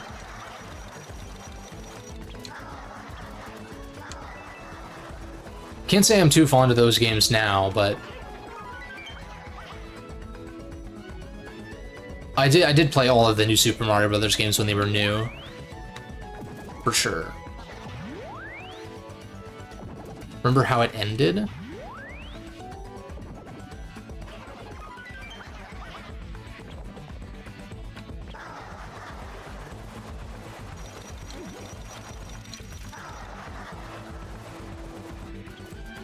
I can't say that I do.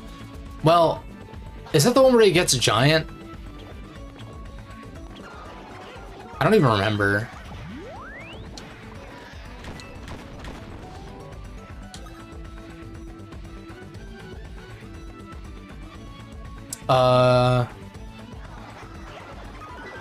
Whoops. I want to see if there's anything hidden over here. But Sammy, I'm glad to hear that your fanfic is going well. I'm sure it's, I know it's wholesome. It's not like what some other people are thinking, but this game takes a lot from New Super Mario Bros. Wii's ending.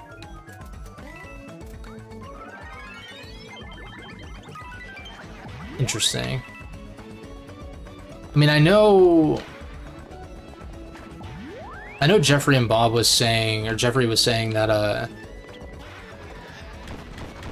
that this, like, not particularly the art style was inspired by, or very reminiscent of New Super Mario Brothers, just generally. So I wouldn't be surprised if there was some narrative stuff too.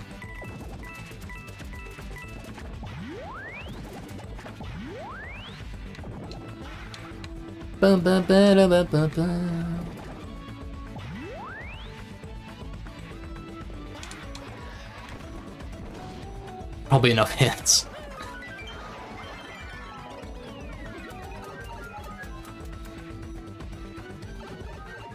That's probably fair.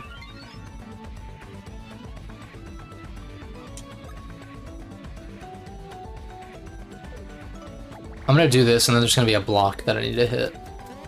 Nope, thankfully not, actually. Oh shit, we stomped on his face sideways. 8 damage only? Wow. Shubby-da-boo-bee, doo-ba-da-beep-boo-dee-doo. I don't like these encounters.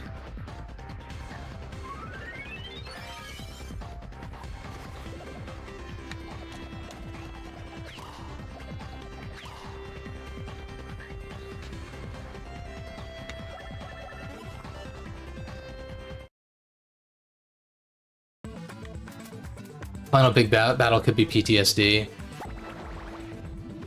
Yeah, we'll see. We shall see. Nice, we dodged him. Tactical dodge. And then we'll just run. He bit Mario's face and then blasted fire in it, and Mario was just completely unfazed. Oh shit, I didn't even see that. Nibba-dibba-dibba.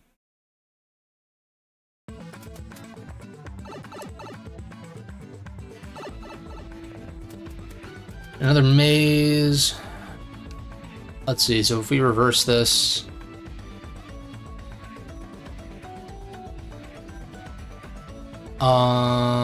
yeah, that'll work.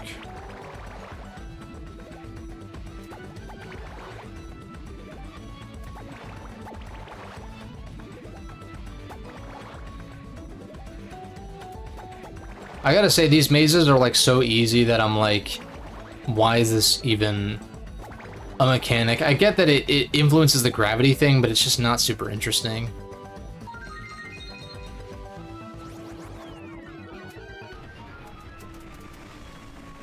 You used to have fire powers that ain't shit, yeah. He is the embodiment of fire.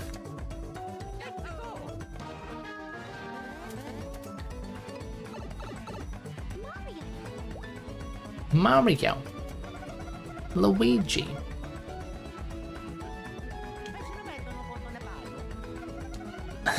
It's funny because we're dodging all these encounters, and so she had to like make her way through dodging fireballs from piranha plants and shit.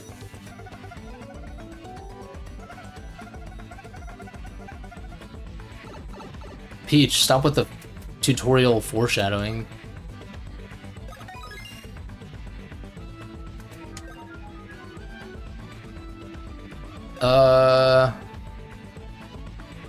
It'd probably be good to heal. That's probably good enough.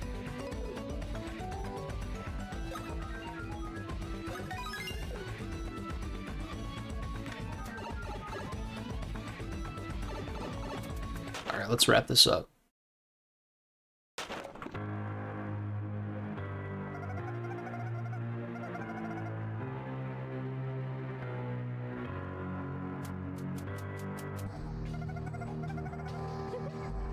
Hmm?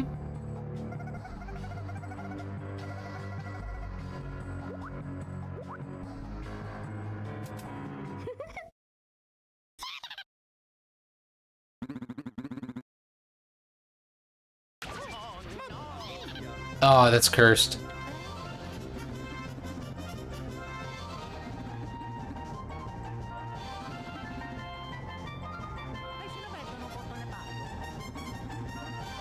You think I just wanted to wear this?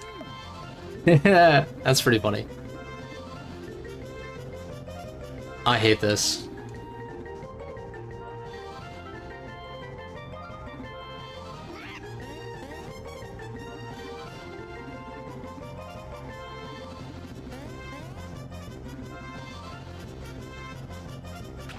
Oh, I don't like that either. The upskirt into multiple minions spawning. That's fucked. That's funny though. Bowser's Honor Guard.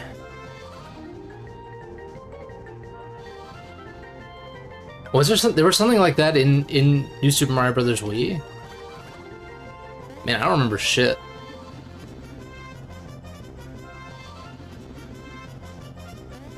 Promotion City.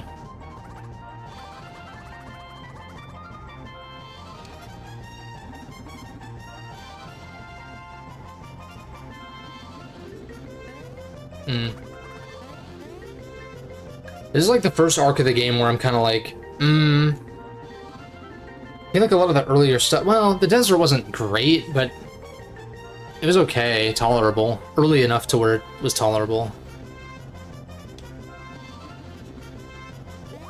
I definitely don't think I made it this far. I probably just stopped playing during the Dream Egg hunt.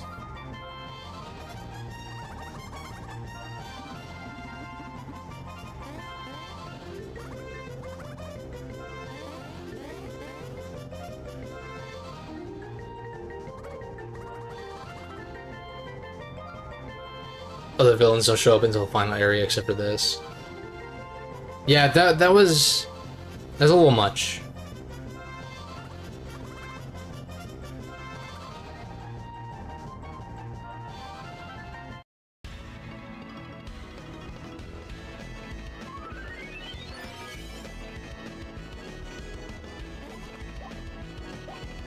But we got Goombas in the background too, damn. We know they mean business.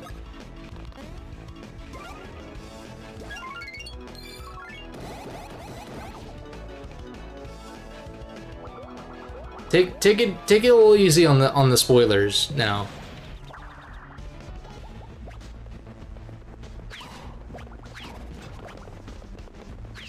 Oh, there he is.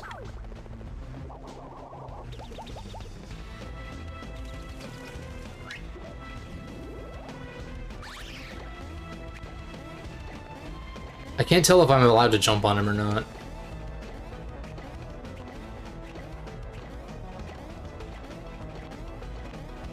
Probably. That's probably what they want me to do. We got the bonsai bill. That's bad.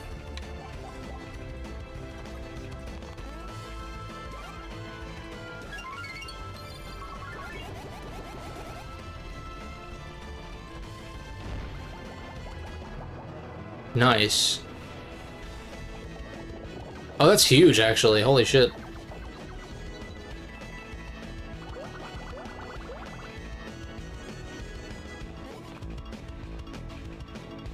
No, you're good, dude. You're good, dude. It's just like some of the fun to me with games like this is like figuring out how the boss works. That's all. Not a huge deal.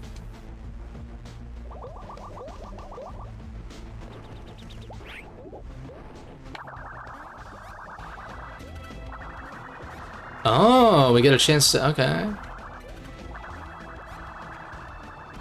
Nice. Smacked up.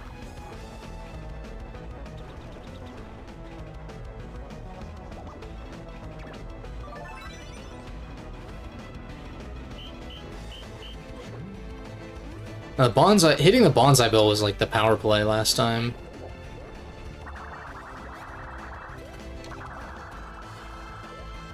I don't know about the hit detection there, but whatever.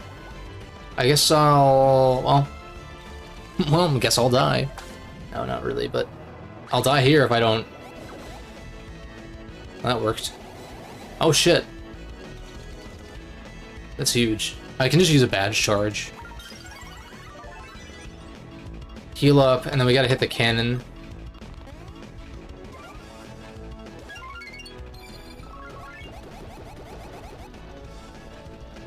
Oh, yeah, yeah. Yeah, I was talking about the game, not the Mario movie. I still haven't seen the Mario movie, but I'm not like too... I don't really care too much about getting spoiled on that. Okay, so, okay. And he just tells us anyway, too, but... But he only has 1 health now. So that should be easy enough, right? Oh, no, okay. 31 health now.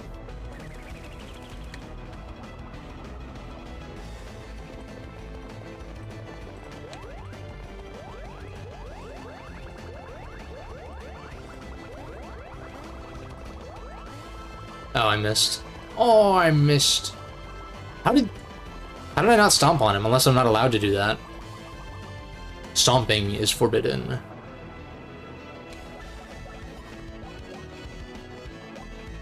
Let's try the flame. Flame on.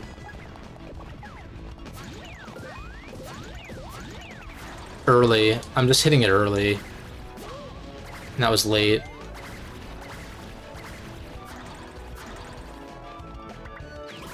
The timing on that is tighter than you would think, but it's probably for the best.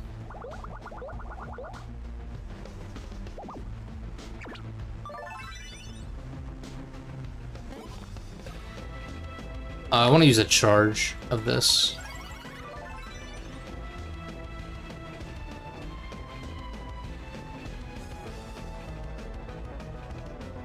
$101. Oh, they actually... I remember hearing about that channel that was trying to complete Mario Maker. Like, even playing all the user-created levels, which is insane. But yeah, I do like that we actually finally get to fight these guys, too.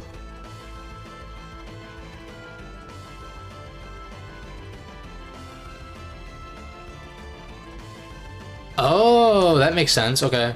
So I guess I do want to just focus in on... We haven't really hit Paraplonk, like, much at all, so... We'll go for a stack. And see,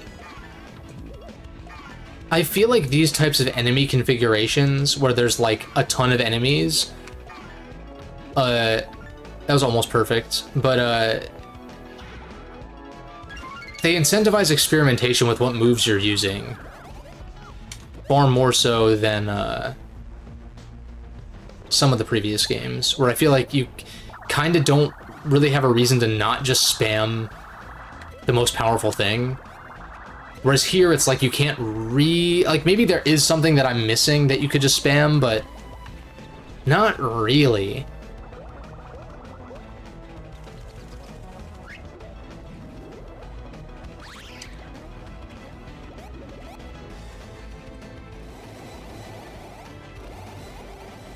Those lucky hits are, those lucky hits always hit. It's always satisfying.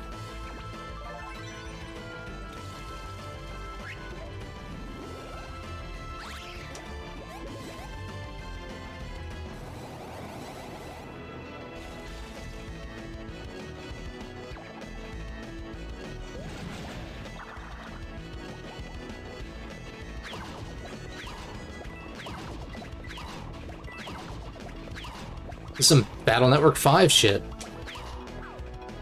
Straight up. I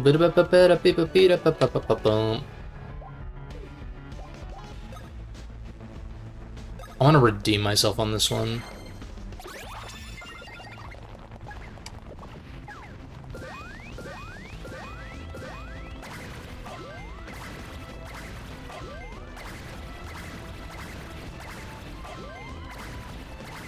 Redeemed. Ultra fucking redeemed. Oh my god.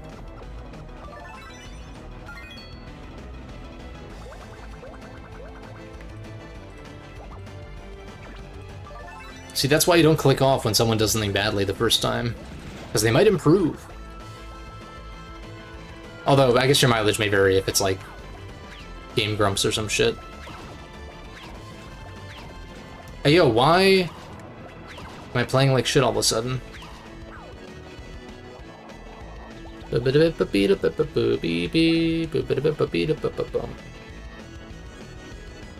grr, not perfect gameplay. I feel like actually using a candy here is probably the right play. Yeah, I found, based on my experience with Partners in Time, which I've only played it once all the way through, which was when I was streaming it, I really, like, I had so many coins in that game that I had no problem stocking up on bro attack items to where I feel like that badge is like very overrated with how useful it is. Because it's really just overkill, considering how many you can acquire.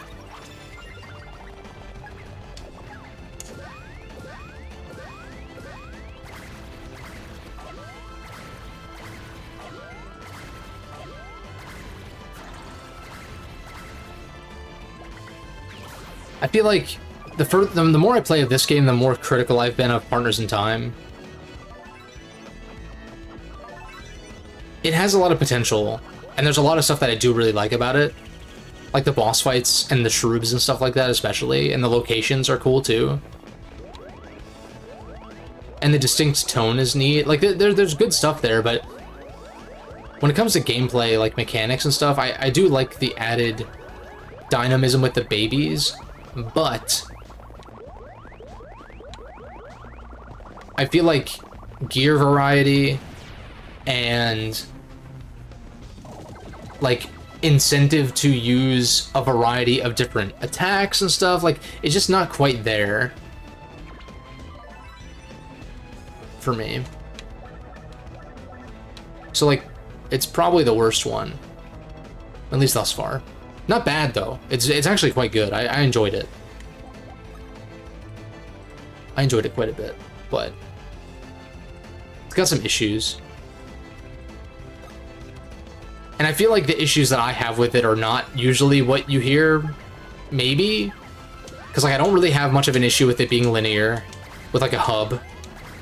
I don't mind the babies being there. I don't really find them that annoying.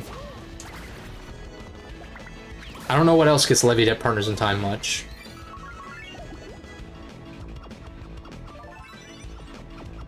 Right, yeah, the more serious and dark tone, that is something that I like, yeah. Though I almost feel like Bowser's kind of strikes a better balance though. Because, like, Bowser's is still kind of is serious, but there is humor tastefully woven in there. But I do like the tone of Partners in Time, though. It's cool.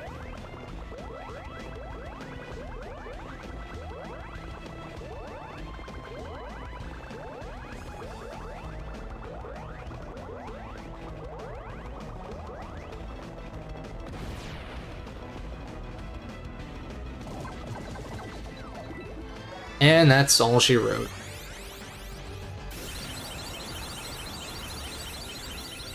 Yeah, this is like a gradual progression of stakes. Yeah, that's kind of how I feel too, because there's still like, whereas PIT is always one way and Superstar Saga is mostly silly. Right, Bowser's kind of strikes a balance, yeah. That's how I would kind of say it too. Like, it's serious when it needs to be serious, but it's comedic when it needs to be comedic. I mean, Partners in Time had some comedic moments, kind of. It was more like wholesome, like, oh, baby, doing baby things kind of thing. I guess the Toadsworth dynamic was kind of funny, but... Now, see, that was... The Toadsworth tutorials in Partners in Time were tutorials done right, because they were actually entertaining. I kind of forgot about that.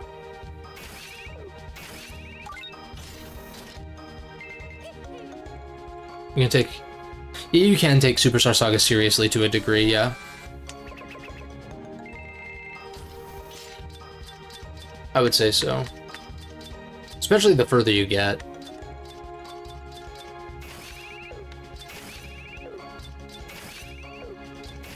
Yeah, power, I think, is the right play here. Yeah, PIT does commit to it all the way, and I think there's something to be said for that, for sure. I think, and I just think, like, the alien invasion, like, plot that they have going on is cool. It's like, it's very not Mario, which I think I like, because it is distinct, because Mario has a tendency in a lot of games to be just very plain, like, this is Mario locations, Mario characters, like, just, it doesn't often stray. That's also what makes the Thousand Year Door so good, in some regard, too. Is there are elements to it that feel very not Mario.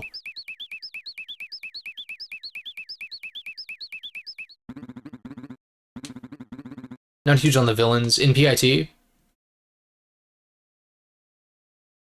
In PIT, you mean? Because I would agree. And we kind of chalk that up to, like, lack of dialogue.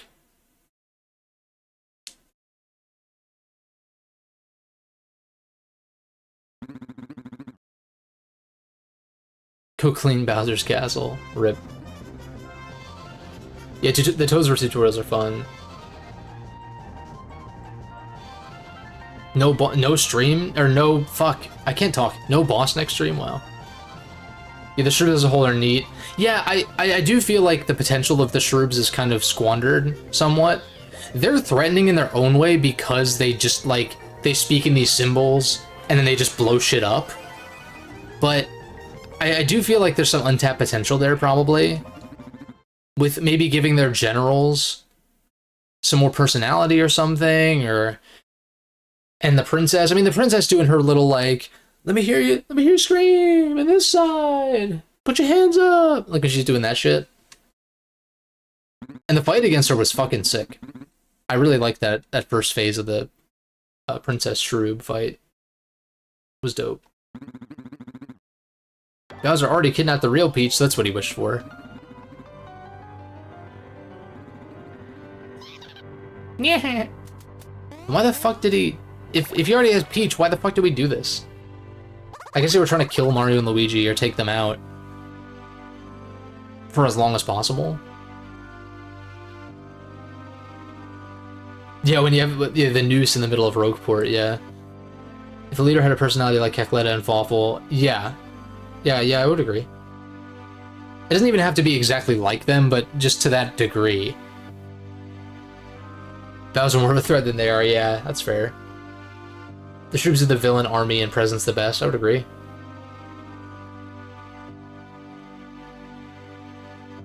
Oh, Kamek just okay. My favorite storytelling trope where something pointless happens, and then they're like, "Wow, that was pointless." It's like, okay, then why? Like these fourth wall breaking kind of moments where it's like, well, then why did you?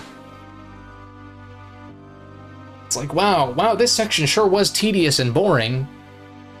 It's like, then why did you put it in the game in the first place?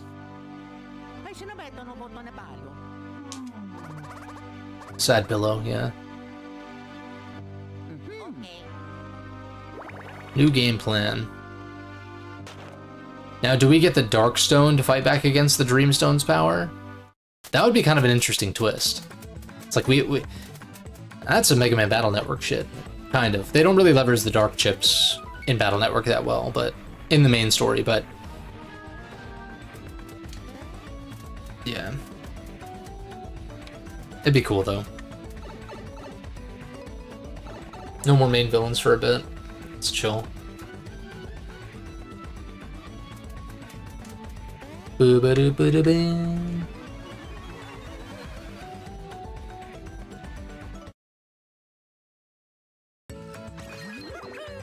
Oh, the Darkstone's gone forever. I feel like that could have been a fun thing. Yeah, I got that, the Beanstar-esque quest. Yeah, so about that, that wasn't actually Peach. Da-dum. Well, she was real, but she was Kamek. Cross-dressing. Stupid sexy. Another Simpsons reference. Stupid sexy Kamek. Stupid sexy Flanders.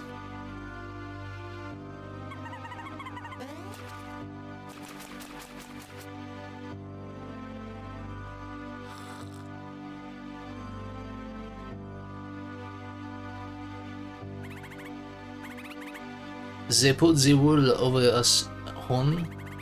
A fake princess. Incredible. And yeah, I couldn't tell.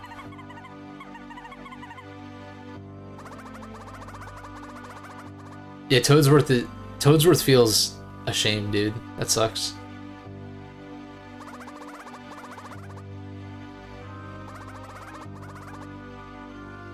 Is Toadsworth even really that prominent in any other games? Besides the Mario and Luigi games? I'm trying to think of it and I'm like, was he made for Superstar Saga? Or am I like crazy? Is Toadsworth... I need to look this up now, but maybe once we have some freedom. Sunshine, of course Sunshine. I should know that. But is that like the only... Okay, so made for Sunshine, but I don't think he's shown up in like a regular Mario game since then, has he? Maybe he was in Odyssey or something in the castle with Toadette, but like I don't know. The proprietor.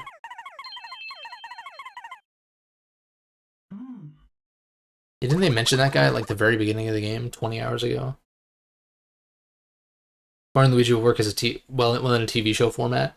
I think I think you base each season like roughly on the plots of each game or something. I mean, it could definitely work. I definitely prefer that to like whatever random shenanigans they might come up with otherwise, but I guess original storylines would work fine, but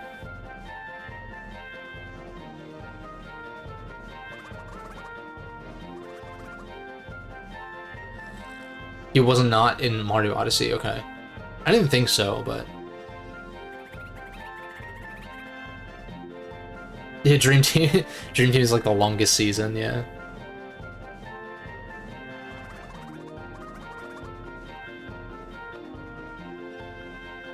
Breaking Bed. Wait, that sounds like sex though. But it's like Breaking Bad, but like sleepy time. It's not what I meant. Has so much filler. Yeah. Do wish they did more with this middle chunk. Yeah, it's kind of just aimless.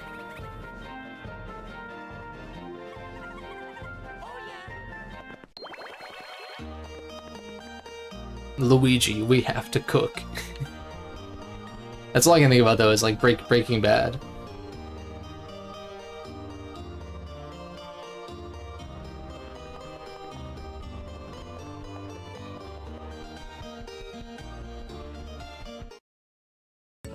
There's gotta be a Breaking Bad Mario parody somewhere, even if it's just like 10 seconds.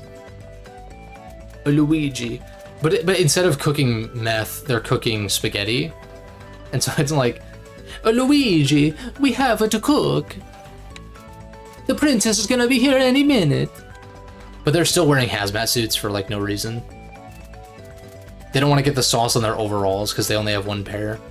Although I don't think that's true because I'm pretty sure don't we see that they have multiple pairs maybe of overalls? Maybe not. You know, exactly. Like each game would subsequently be the new season.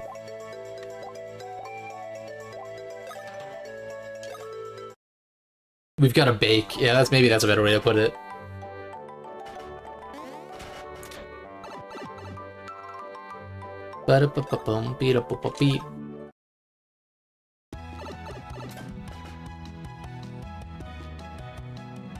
I see. Yeah, I mean,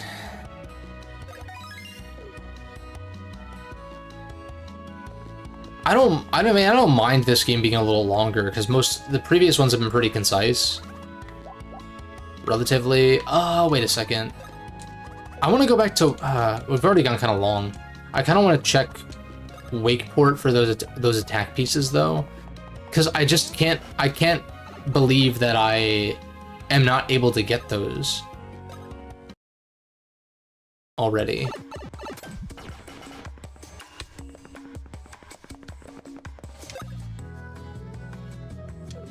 Wait, I keep forgetting I can see my HP. Yeah, I'm like, do I have to...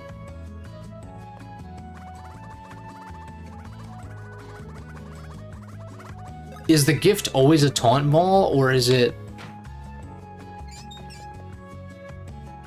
What was I saying, though? It hasn't... Prior to this previous arc, I don't feel like the fillery kinds of stuff was bothering me. Maybe it's because I'm streaming it, and so like that adds an extra element to things, but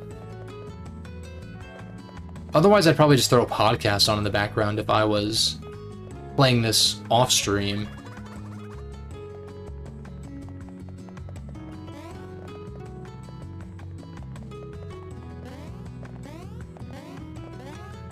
I feel like there's got to be a way to do this. The issue is this in the next arc, and that's pretty much it. Oh, there's an exit at the top of this building.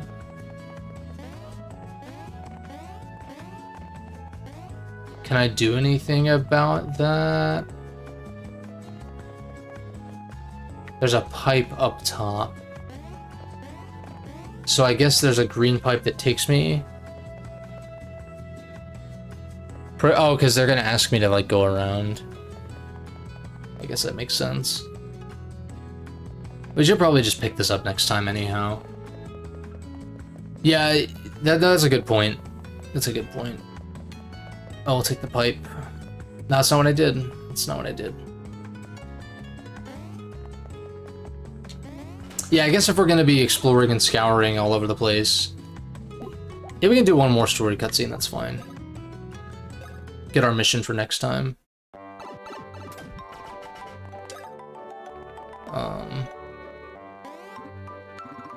Oh, peoples. News for vous. Dr. Snoosemore has returned.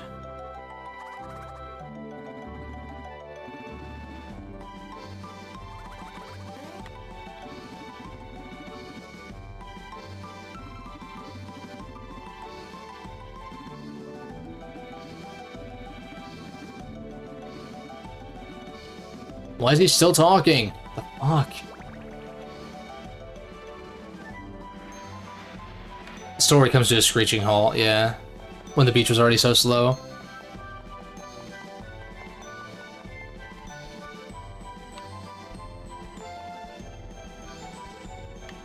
Oh wait, the room we met Dreambert, so it's... Isn't it just straight through? No, this is incorrect.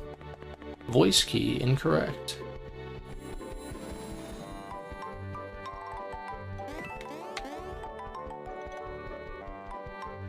Checking for beans. I doubt there'd be any under the carpet, but you never know.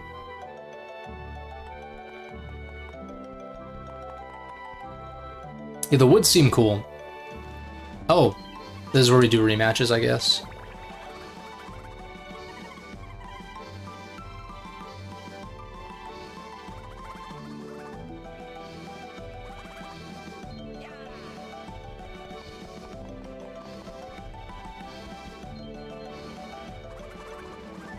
The battle ring.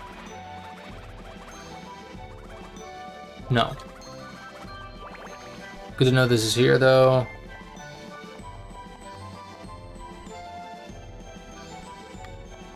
Oh, that's one of the oh, okay.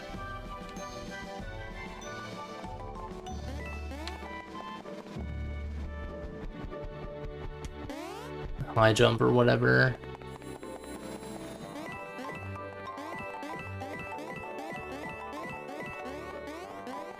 Let's foil the future quest. No, it's all good. I just want to figure out... Because he was in, like, the museum room. Oh, wait, I can just walk forward, right? Or no? No, that's not right. Where is it?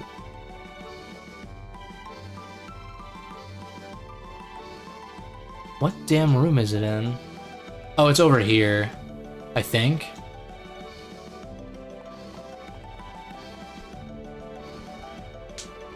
Oh, I see. Gotcha, gotcha.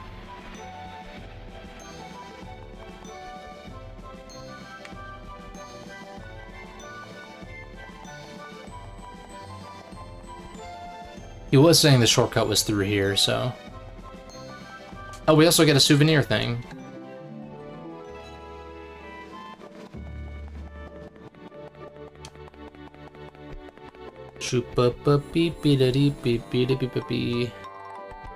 There he is. Wake up, sheeple!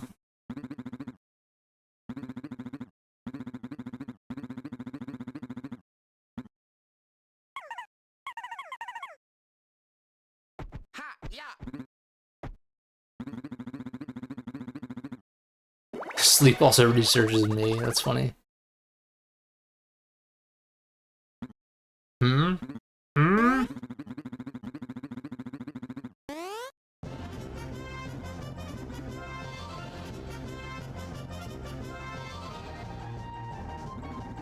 Yeah, that previous arc was definitely padded, and I'm guessing this is going to be a similar case.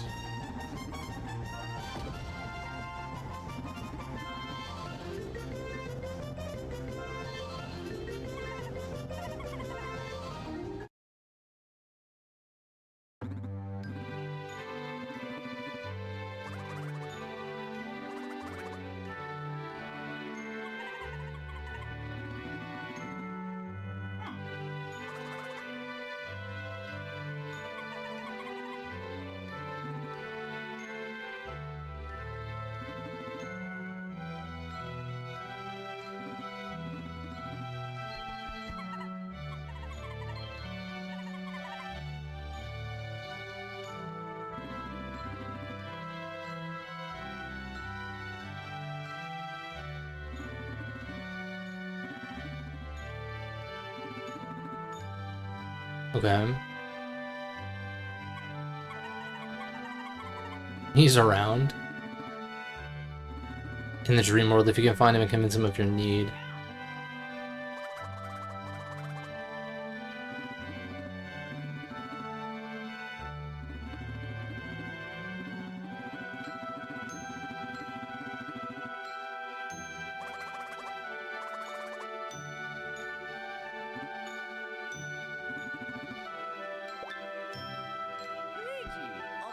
Luigi.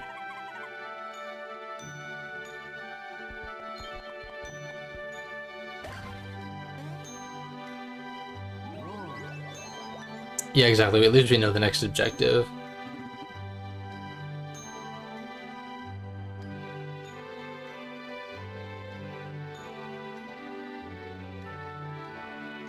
Yeah.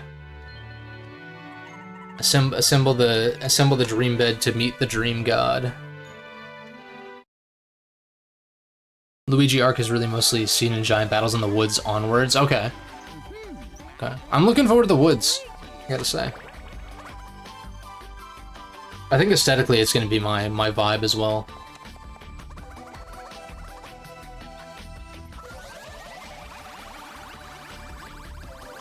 Oh no, we must get the magic MacGuffins to open the door. Oh no, wait.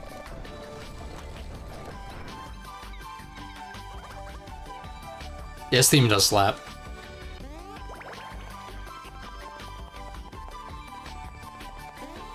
Wait, I guess we've already exploded this area, so no use wandering. But I also don't... Yeah, no MacGuffin door, not yet. We'll meet the Z-Keeper next time. We'll catch some Z's. Don't be surprised if that's the title.